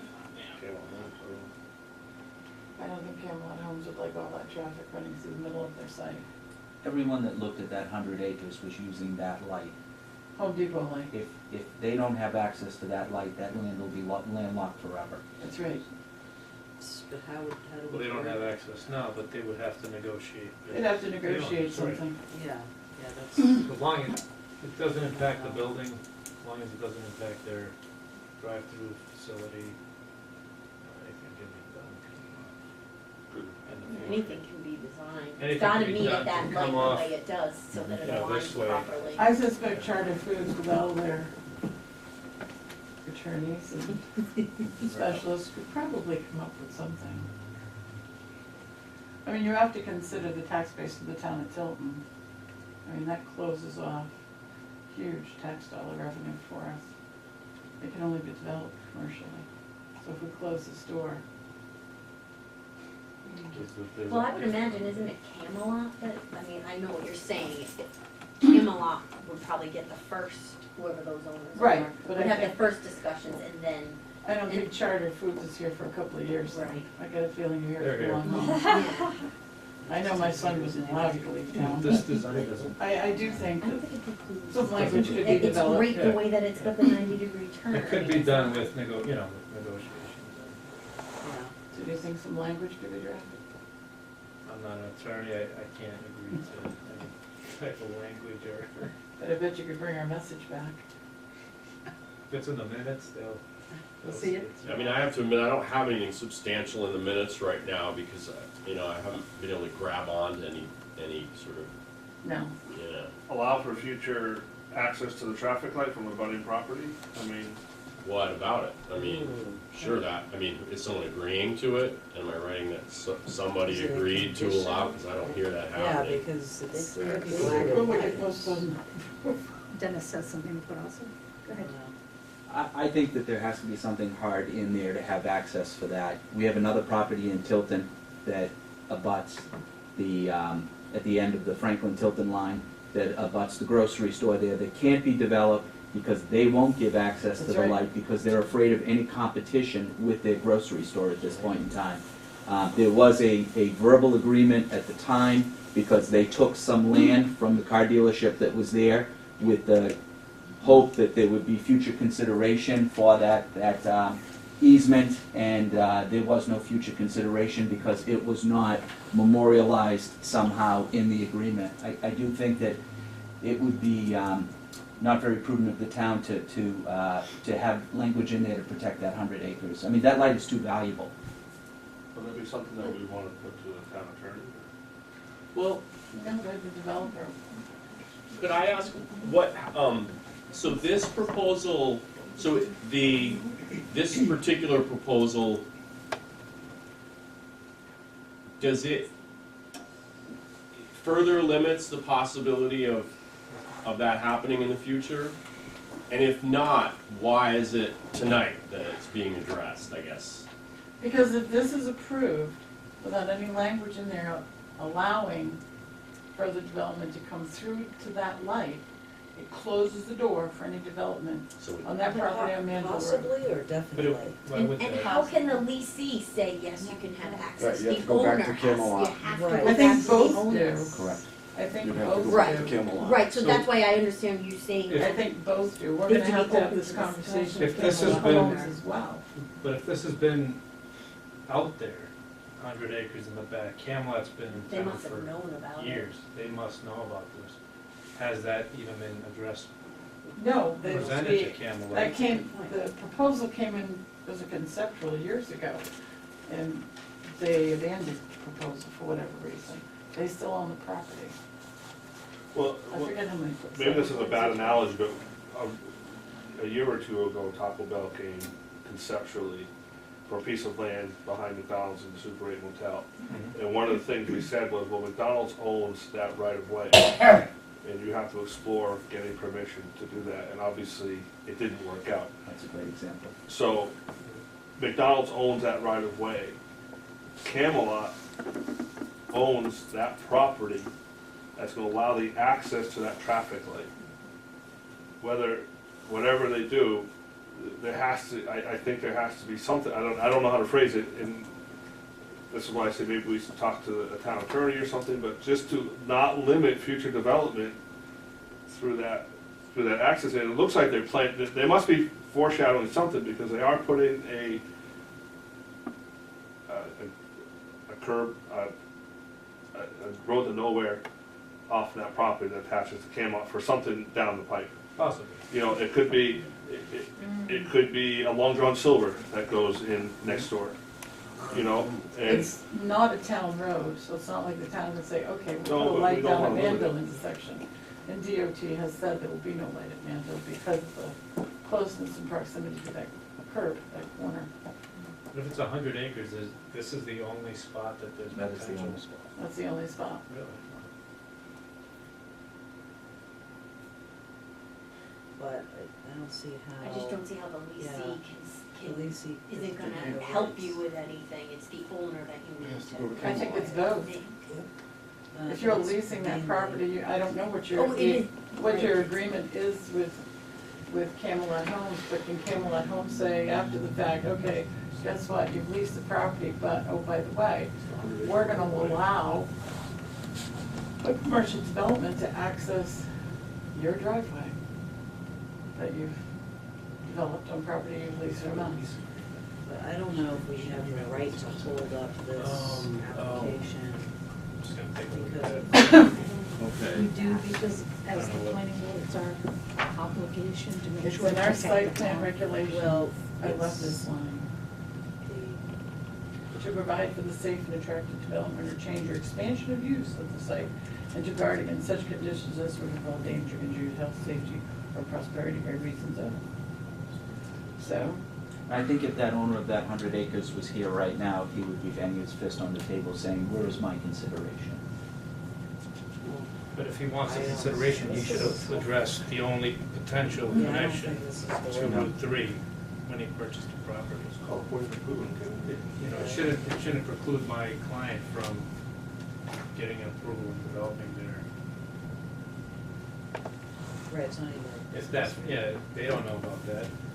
Well, I guess from a But if taxpayer in Tilton. Camelot, you know, agrees to something with this landowner, Right. then our, you know, the lease agreement would have to be altered. I really don't know. It's not the town of Tilton that subdivided to create, it's a tough one. It's not the, you know, It's the town of Tilton that will lose the tax revenue on that commercial piece Sure. of property. Yeah, I'm just. Because it would not be able to be developed. It's just, I guess, so it's a 100-acre parcel and there's one way in. There's no way in right now. Manville, right? That would be the way in, That would be the way in. Why hasn't that become the way in then? because it's hugely expensive to build a bridge through the wetlands.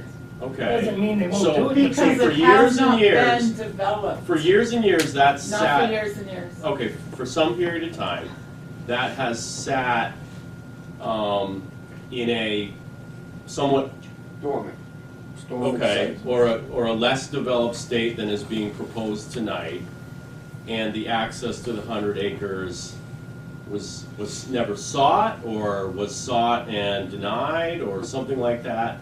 It never went So, past the I mean- conceptual for this entity that owns it, and they still own it. So the planning board, I guess the consideration before the planning board is, do we want to give this owner of this 100-acre parcel a little bit more time, or well, so, yeah, I don't know. If you I think own we're back to 100 acres Catherine's. back there, how would you like it if we shut you off? Because that's what this does, is shut him off. You bought it without But if I owned access. 100 acres, I would look to get access Yeah, Right. to my 100 Right. acres. And not It was wait. hugely expensive Right. when he proposed to do it. He But chose they're- not to do it at that time. They're abutters to this project. You know, they. So they were notified? Well, actually, no, the state's your butter, because the state owns the railroad. So the state. So they're on the they'd other have to side of the go state. through the state. So Right. if they were to go through the state, build a bridge, and the only, you know, who knows? It's not gonna happen within the next 4 or 5 years, I don't think. No, but it was Bass Pro Shops that was actually looking at that site. They were looking at 2 parcels. They had the means to do it, but the change in the economy and so forth set them away, and they ended up doing it down in Hooksett. But it can be a game changer for this town if the right tenant was to decide to do that, and I just. But again, we I don't can say disagree. that charter would be amenable, To you know, anybody's discussions. amenable to discussion. They come in and they say, we're gonna knock your building down, I don't think they're gonna want that, but personally, if there wasn't a lot of impact to me, then I'd be amenable to anything. If they come in and say, we're gonna tear your building down, we're gonna build, you know, this, that, and the other, they're not gonna like that. So if it's not as disruptive to their business, I don't see why they wouldn't have these discussions. But again, if they came in front of the board with a conceptual, they must have shown some sort of access. No, because it was after the conceptual one that went to DOT that they discovered that DOT would not let them access through Vanville Road. And then it went no further. But And DOT then should the be aware of economy that thing. in issuing our permit. So,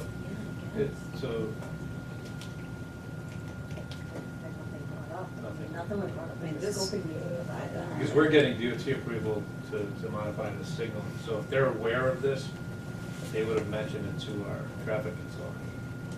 Well, they have nothing in front of them. They don't really care about that. They only There's care nothing about in the front of traffic them. light. There's One thing at nothing- a time with those characters. I don't see how why Yeah, we consider. would block that. I don't, why would they block that? I think a letter has to be drawn up for the landowner behind in the Camelot Homes, and have everybody has a say. But if it's gonna be developed, it would be developed in a big way. Yeah. So it would only mean more traffic for them. I don't see why they would block. Right. I I think the attorney should Could be a actually. safety issue, and they don't want that liability. But then they're leasing it, they don't own it, so. I guess.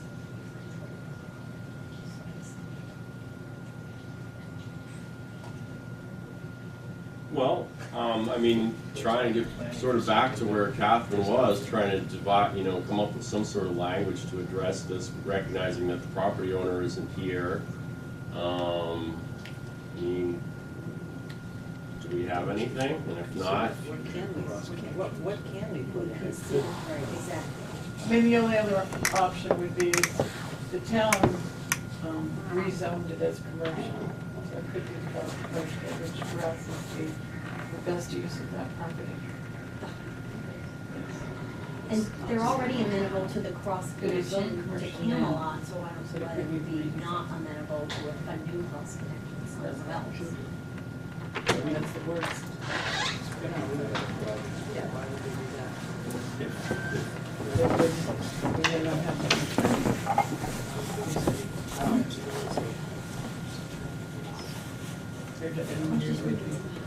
That's not. Just try to get through this.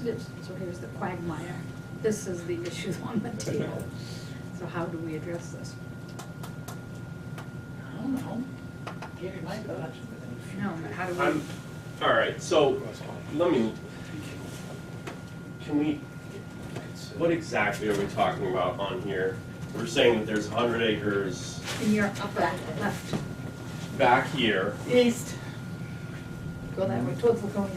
Over here somewhere, 100 acres. Hey, Darn, Come out of the corner. right here. Let you see Yeah. that. That's what you might want to see it too. I lost myself. I think it might be easier if we just identify. So here's right here. I see it now. So it's right here. Behind the car. It's all this right here. Yeah. It's right We have the there. logos over here. Where's Yep. Taco Bell? Yeah, it's right here. Right opposite that little. Okay, Yep. so, They come in at an angle. so the idea is to build what, a road through here? Yeah, it's like where you go Okay. to Whoops or whatever you, I mean. Is this part of the Taco Bell lease area all the way over to here? Yeah. So would you be prepared tonight to say that, your client, This is would have no objection to a, access way through here provided I the can't see property it accessing owner? it that way though. What's that? I can't see it accessing that way. So then why are we talking about it? I mean, what are we- Well, I'm thinking about if they were coming in over this way, I don't know. That's where I was. So if they were to come in through here, then of course my client would not want to do that, Exactly. because they're investing. Yeah, I mean, millions. so is that, so I guess, obviously, the goal here is to protect the interests of the town of Tilton. Does the town of Tilton want to deny this application because the possibility, because it somewhat limits it lessens the possibility of a road going through here eventually? I'm just trying to Again, give this- the board something to work with here. Residential is This not. parcel, this side of this lot has been, vacant for years. We looked at this for Taco Bell Corporation back in 2004. And again, the signal was just cost prohibitive at that time for them to go forward. 11 years later, charter franchisee comes in.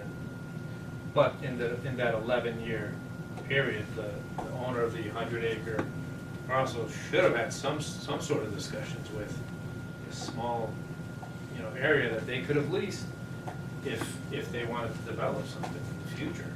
You can't, they need to consider our development at this point. If we're gonna be constructing, they wanna break ground once the weather clears up. We're gonna be constructing our, Taco Bell, our contention. They, whenever it is, who knows, 5 years, 10 years, 20 years, they need to take our development into consideration and address and approach Camelot and then Charter now, because they're leasing, to negotiate something like that. It's, we would be amenable, we're providing a cross connection to Camelot Homes. We could provide a cross connection, if it's only 24 feet wide, they could come in like this, and then they could do whatever they want on the state's property. If they wanna, then they would have to come in and modify the signal, we would come in as a driveway off the signal, who knows? But anything could be done in the future. And why can't they go lower, where the light green is there? What is that? Well, we're- Right down there.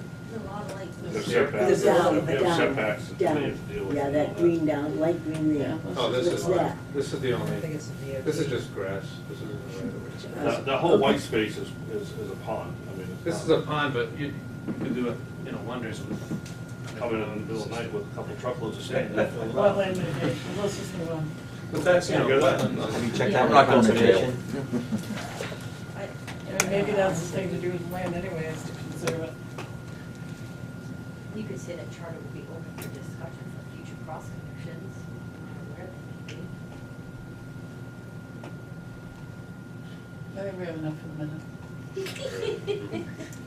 Yeah, Yeah, this is not a discussion ensue type of.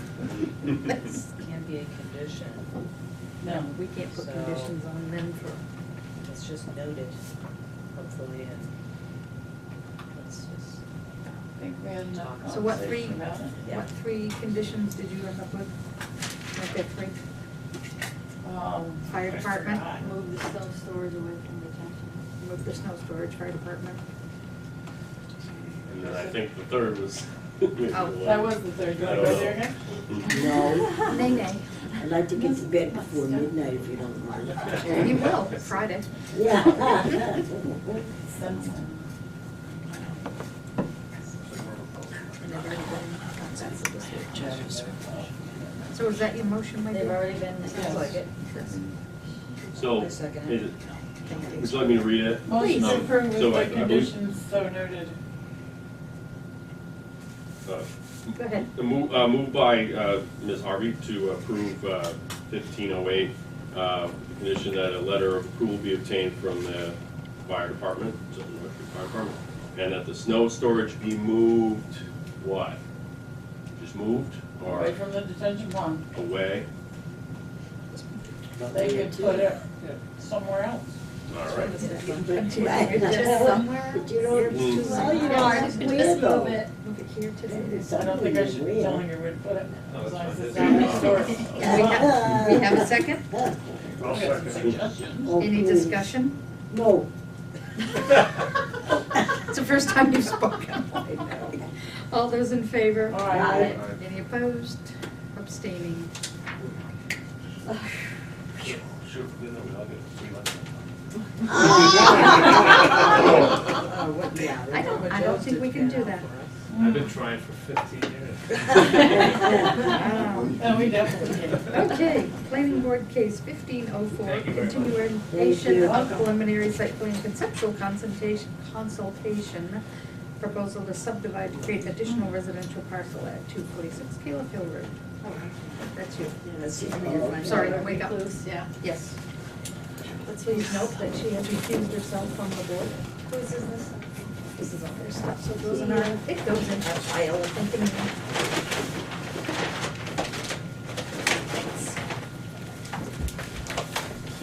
She was upset that it wasn't first. Recording? The DVR. Yes, ma'am. Light separate, anything? Yeah, Anything we're gonna need a about- We're gonna pass that with lights on Caleb Hill Road. Frosty, What do you guys? were you doing this? No, I haven't been here.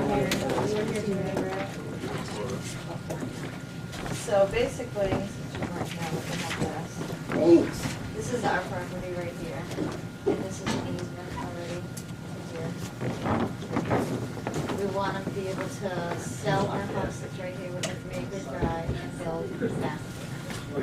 So Catherine, one of the things she came up with is to do a loop, and then we had Dari check into the Vista project that had the loop back to the road. And it's, what, 46 years Yeah, old? it's a- So, yeah, it was- Well, the definition for a cul-de-sac means a circular termination point at the closed end of a driveway. So that's definitely at the end of a driveway. If this is going to purpose three property, is that correct? Right, we got And the it's no driveway longer a done. There's nothing I driveway, can it do can here. only be a private road. It cannot be a driveway, because a driveway serving not more than 2 dwelling units, so now we're at private road. Yeah. It And talks couldn't about do the private road. dead end. But I don't find the definition. Oh, here it is. Means an exclusive roadway not maintained by the town designed to accommodate traffic on privately owned land. So So we do a private the only thing I can see is a private road. Okay. And that instead of a cul-de-sac at the end, it would have to Teardrop. loop Oh, I hurt my like a back. teardrop. Okay. Or come back into itself. It's the only thing that I can. So, like I said, we'll go back to the original plan where we go into where the easement ends. Right here. We're gonna put a cul-de-sac there. No, No. No, that's we're just gonna teardrop. go straight through. No cul-de-sac, you would have to come in and then loop it back out onto itself somewhere. One of the things we were looking at is to do a loop here, not shaped in a circle. And is this wetlands here, by the way? No, but this is. To build a this is sheer shed ledge. or something here, because we still want to do the driveway up here. So if we did a teardrop here, if we put a shed in the middle, would that be considered a loop? I don't think the loop Or do you think the loop only has to go way up here? That's what we're. As long as it is not a cul-de-sac by definition. Okay. But that's gonna make from here to where the loop is. Well, we can do it down there. Okay. We have to do the loop in here to stay away from the wetlands. Okay. This is sheer ledge. That's why all the isobars are tight. So this is the one we're talking about, right? Yes. Okay. So we'd have to make it not What shaped you in do a is you circle. come in through here, you come over this knoll, you cross the wetland, which is already culverted in, and then you would do teardrop. Okay, so you gotta Go get back your out to hands the around same road. how you can make this work. Yes, There you go. yes. I mean, that's the there you only go. thing I can come up with. Yeah. Onward ho. Yes. Very nice. As long as So we it's have- not Now, on a cul-de-sac. private way, we also had to discuss gravel. Yeah, I think that, It's you know, not town maintained. those are the two issues we have, the, you know, the access from the fire department and whether the gravel would be approved. And, you know, Steve and I were talking just before the meeting, maybe the plan just from here in is, you know, we're done with the conceptual and, let's start Do the getting a site plan. subdivision plan together. And just, you know, we'll bring in, the fire department in early on the discussion, and just, if he's not up for it, obviously that'll have a huge influence on how the subdivision comes through. Okay. And then the gravel part, I think, again, let's work together on just, identifying, qualified experts to help make the determination if that's a reasonable way to go, because, you know, I think planning board, in order to waive something like that, we just need to know that it's environmentally sound, safe, and, it's gonna provide necessary access. Right, and then we'd meet all the other road requirements on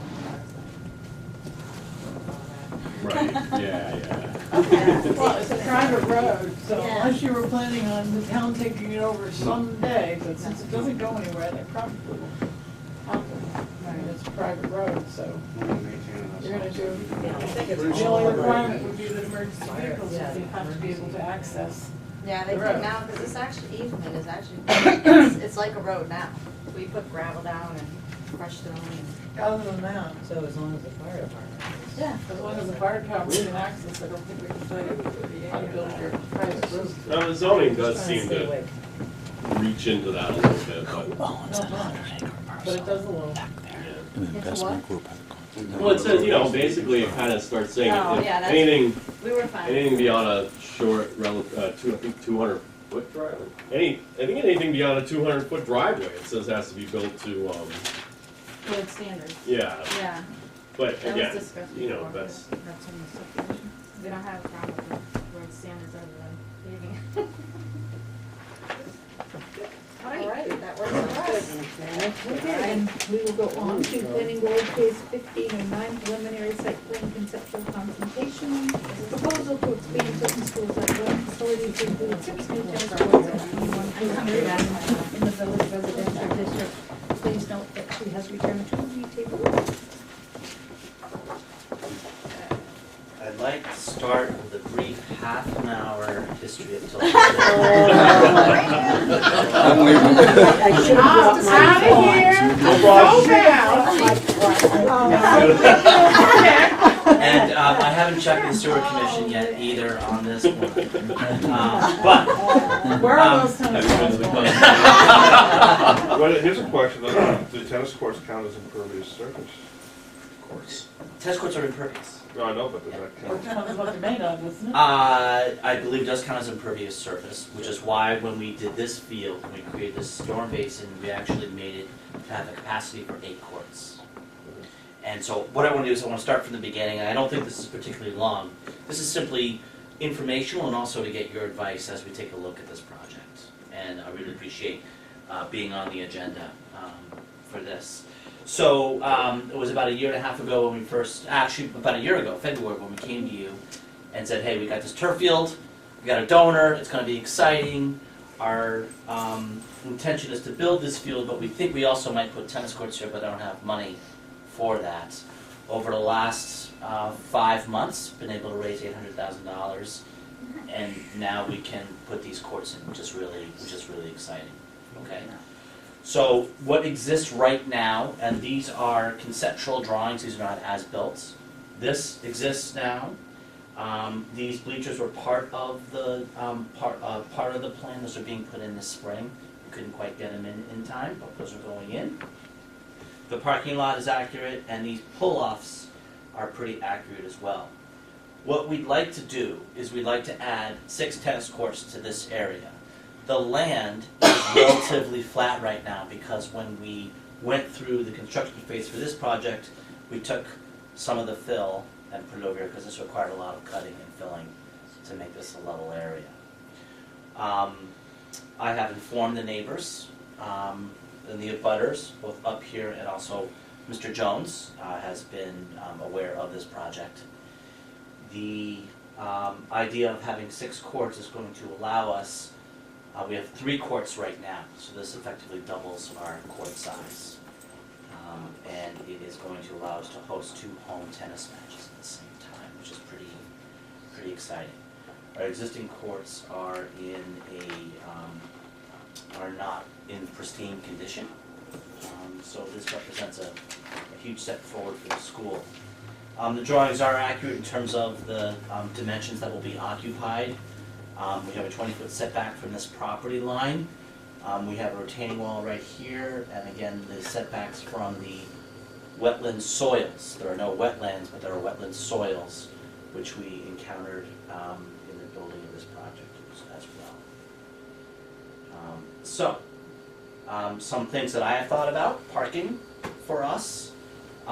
We were able to negotiate the fall with some very high capacity events with almost no impact on the neighbors as far as parking is concerned. So we feel very good about our parking. We would use the same model that we used for this field. The hockey rink is shut down during the tennis season. And so that area would be an area that we would use just like we would use for this facility right here. We do not have plans to add any bathrooms at this point. We do not have plans to add any exterior lighting at this point. This would be a day use facility at this point. Really? I'm surprised. Do you want lights? We No. can talk about $200,000 gift for lights. No. I'm just saying, I'm surprised, that's all. It's expensive. No. Well, it's expensive to put in lights. We also think in the primary tennis season is going to be in the late spring, summer, and fall. We have pretty good light in those scenarios. We did flirt with the idea of a collapsible dome, seasonal dome, but I don't have the space to do that in this location, nor do I have money. But, so anyway, this is just a conceptual piece. I think as I mentioned before, the neighbors are aware of this. We have great email communication with the neighbors, and so they're aware that this will, I'm coming to you tonight. And also we hope to have a set of engineering plans and drawings in the next month. Beth, is that correct? She's the answer lady over there. So I'd like to open up for public comment. see if you guys have any questions or anything, concerns that we could identify What is early the on. proposed surface? It is a tennis court surface. Is that traditional clay or? That's a great question. It's not gonna be Asphalt? clay or hard true, it's gonna be an asphalt type surface. It's gonna be a hard surface, hard court. So where's your runoff? You're gonna have to. It's all gonna run into this detention pond, which we built big enough to accommodate actually 8 courts. Okay, so you get that covered, no lights. I just wanna be clear, it's my intention right now to not have lights. We haven't gotten the costs yet from these pieces, but I don't see us really spending that amount of money for lights. It's much different than the turf field. Well, we have an issue with the current lights on the turf field, We have one issue from one neighbor. but it's still an issue. It is, and we've run our tests, and we're still ready to run one more set of tests once the snow melts, so we don't have the reflectivity from the snow. But all the readings are less than what we proposed in our original drawings.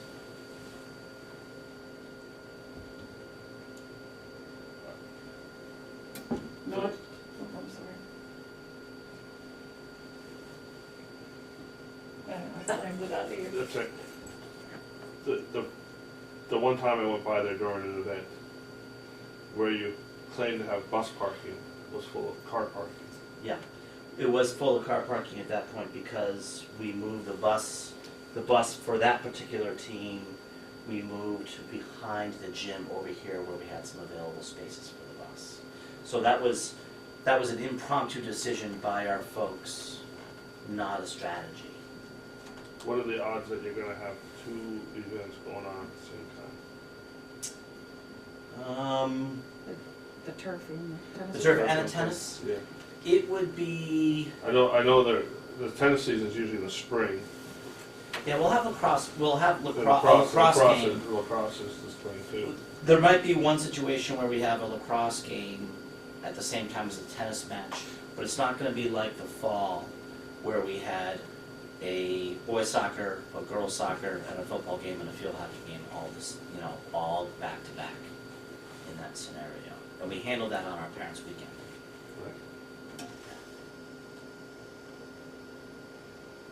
The tennis courts that you have now are there with those other ones, right? No, the tennis courts Across are the actually street. across the street and about 100 yards south between my residence and then Dean Jeffries Lane. So you're keeping those? We have to determine the serviceability of those courts and figure out, right now, they are usable, but they're fading fast. And so I gotta figure out, well, do I leave them? Do I take them out? Could be made in the parking. They could be made into parking, but that's an unlikely event. I wouldn't wanna have a parking lot in that particular location. It just was concerning to me to see, all these cars, all these cars were just, stacked in there, and it was like a free-for-all, and then the next week, there were no parking signs all over, that the town installed, and, Yeah, that was at our request yeah. to put those signs in place. And those parking signs, no parking signs were up here, Right. right? Yeah, and I think there's one in between that bus lane and the end of Pillsbury, no, the other way. I think there's one in that grass area. Yeah, there's one in this section, there's definitely one, because we didn't want people parking there. Right.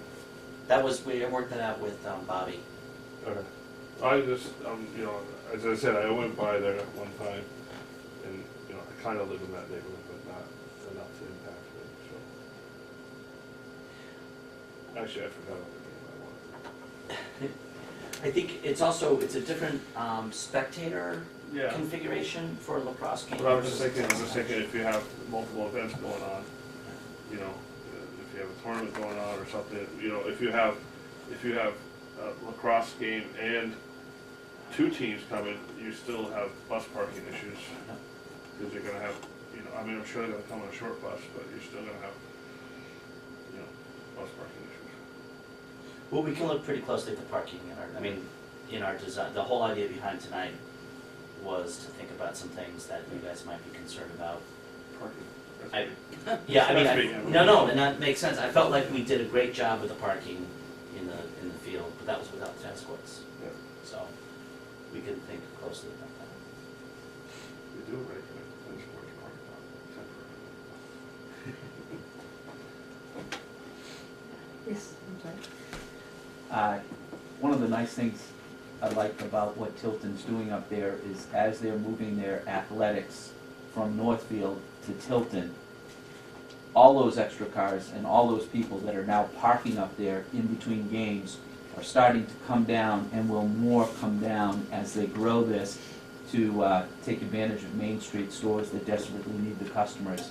So I'm hoping that this will work as a revival for Main Street for us, the more people we bring up there. So I think that'll have a positive impact on the town.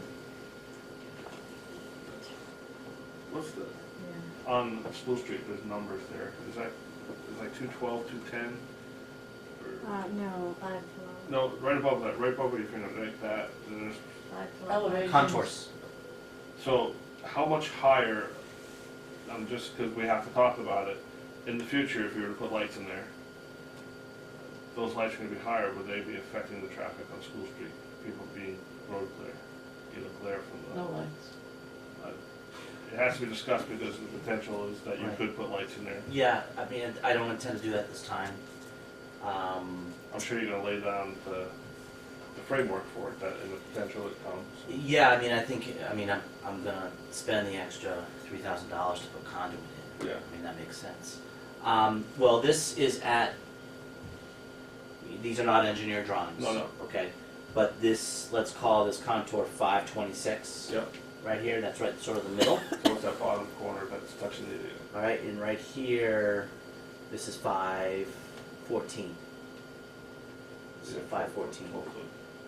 Right. So it is possible, I mean, the lights are a lot different than they are on the turf field. They're a lot lower to the ground, if, I'm assuming for a tennis court. Yeah, but, You know, I haven't seen tennis court lighting. But yeah, that would be an impact. I guess it would be much less of an impact than this because it would be a smaller, lower fixture than downcast.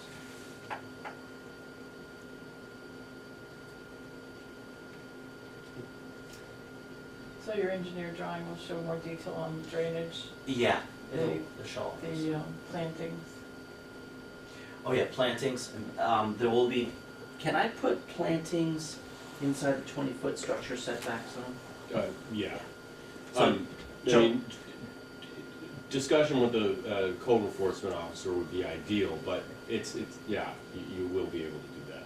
So Jones has been riding me pretty hard about some trees in this scenario, which I told him I'd do it, but only after I figured out what I was gonna do here, because I didn't want to plan over. So we would put some landscaping in here, thinking about the 50-foot high wall with barbed wire also, but that wasn't very neighborly. Good electrical prevention. And to take care of the light issue. Yeah, it would take care of the light issue.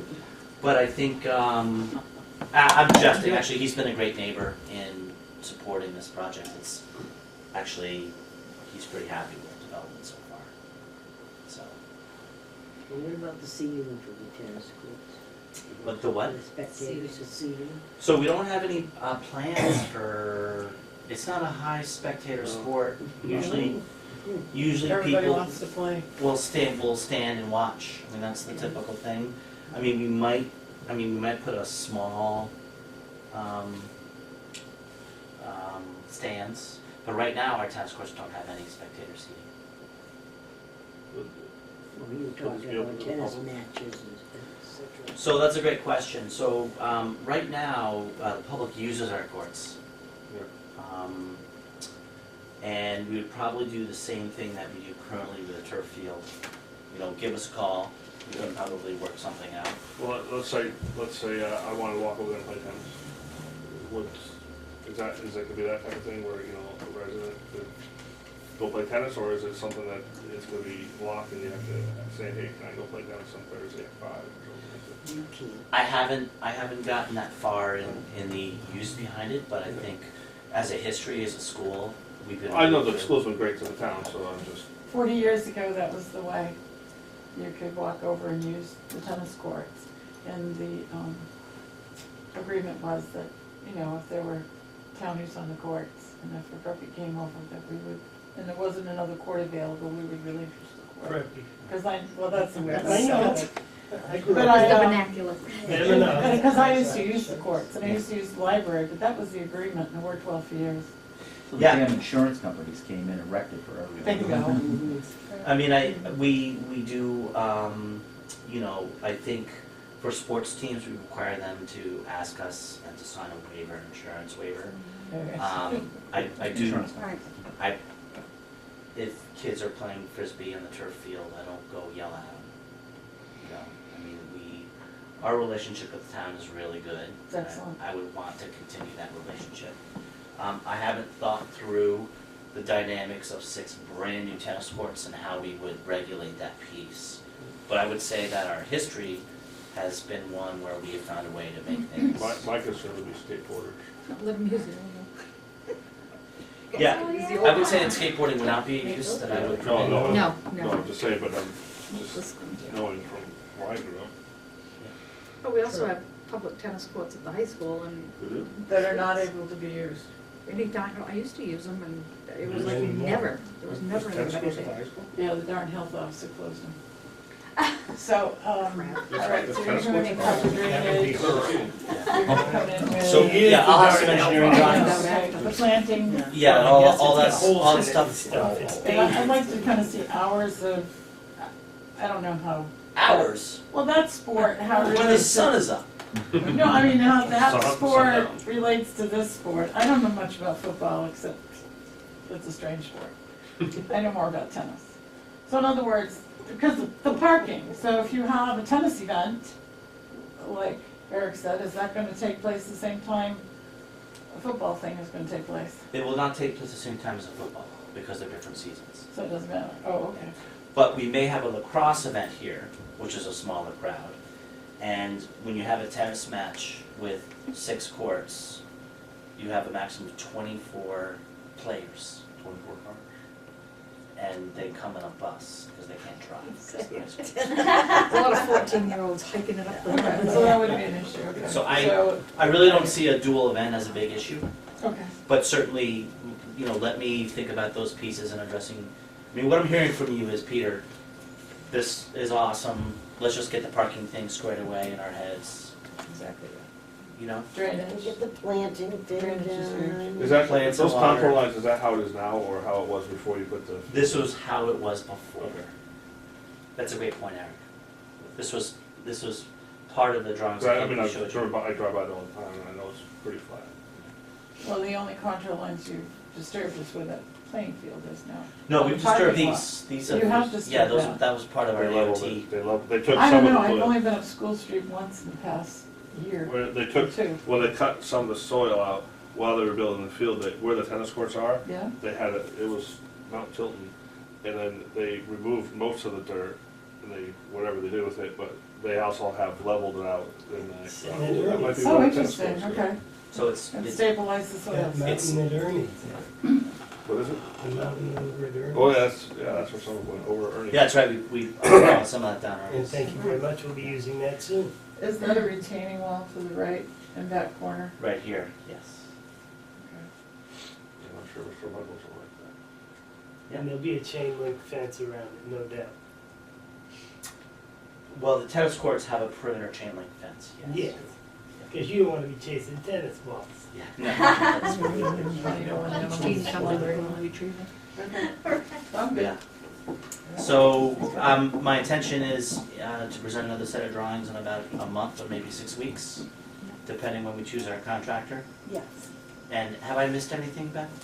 No, I don't think so. I think that's everything. When we get the contractor selected and everything, then we'll have engineered drawings for the site plan review. What else would we need for site plan review?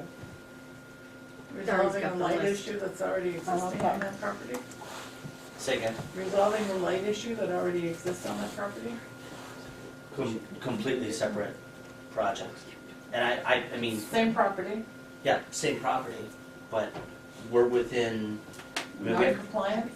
we have to do the final measurements, but we're within compliance with what we presented to the planning board in the initial application process. But that, we haven't gotten that evidence to know that.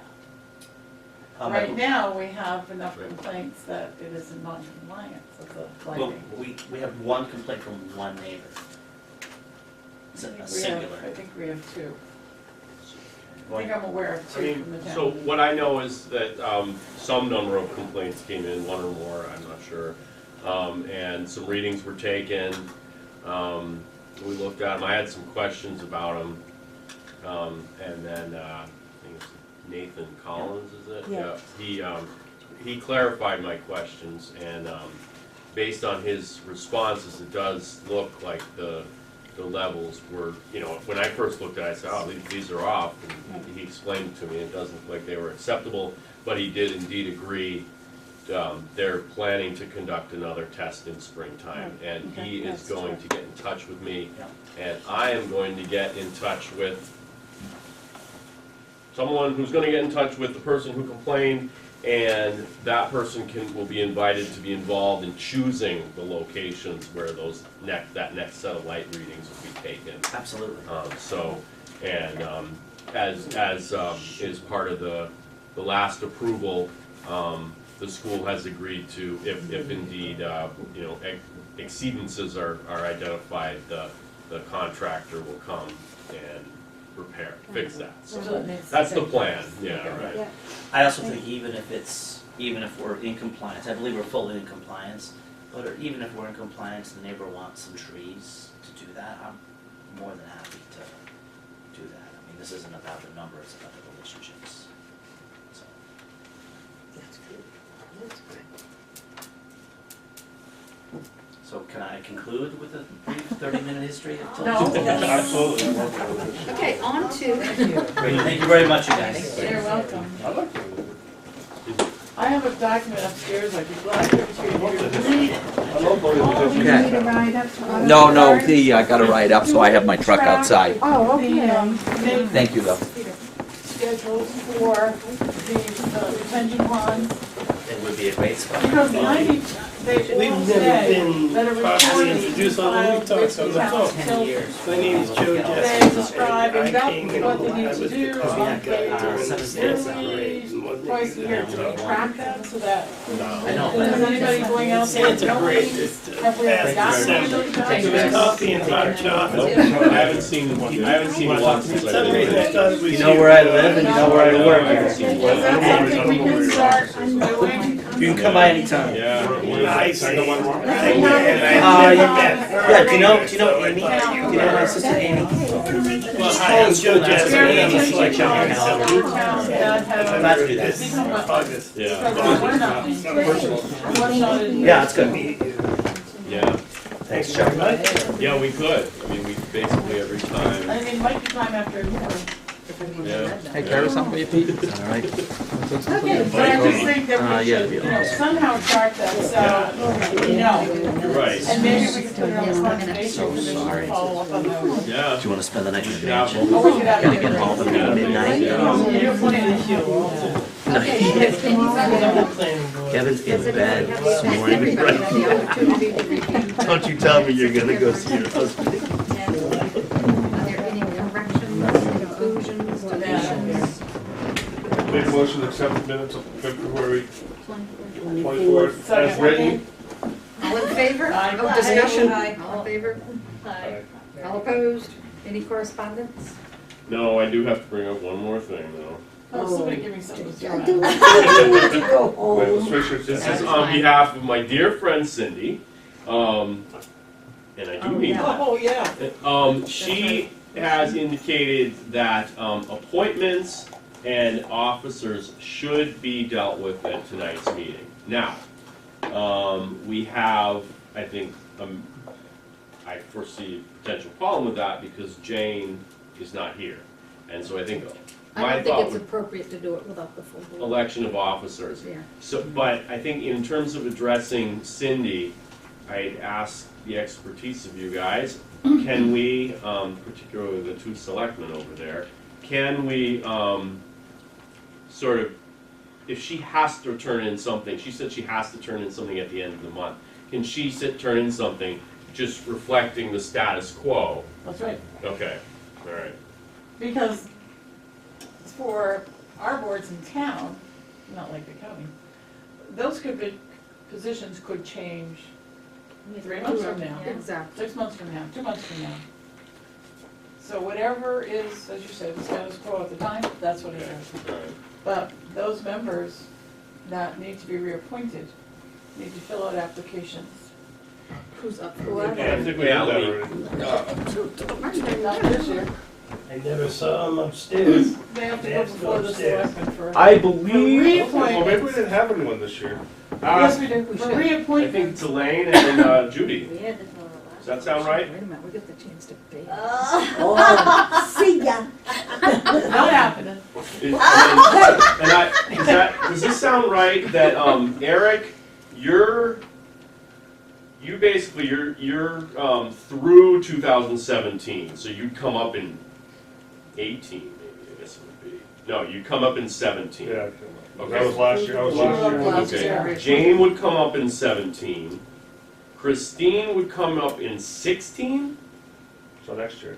She might have filled in. and Juliet come in 16.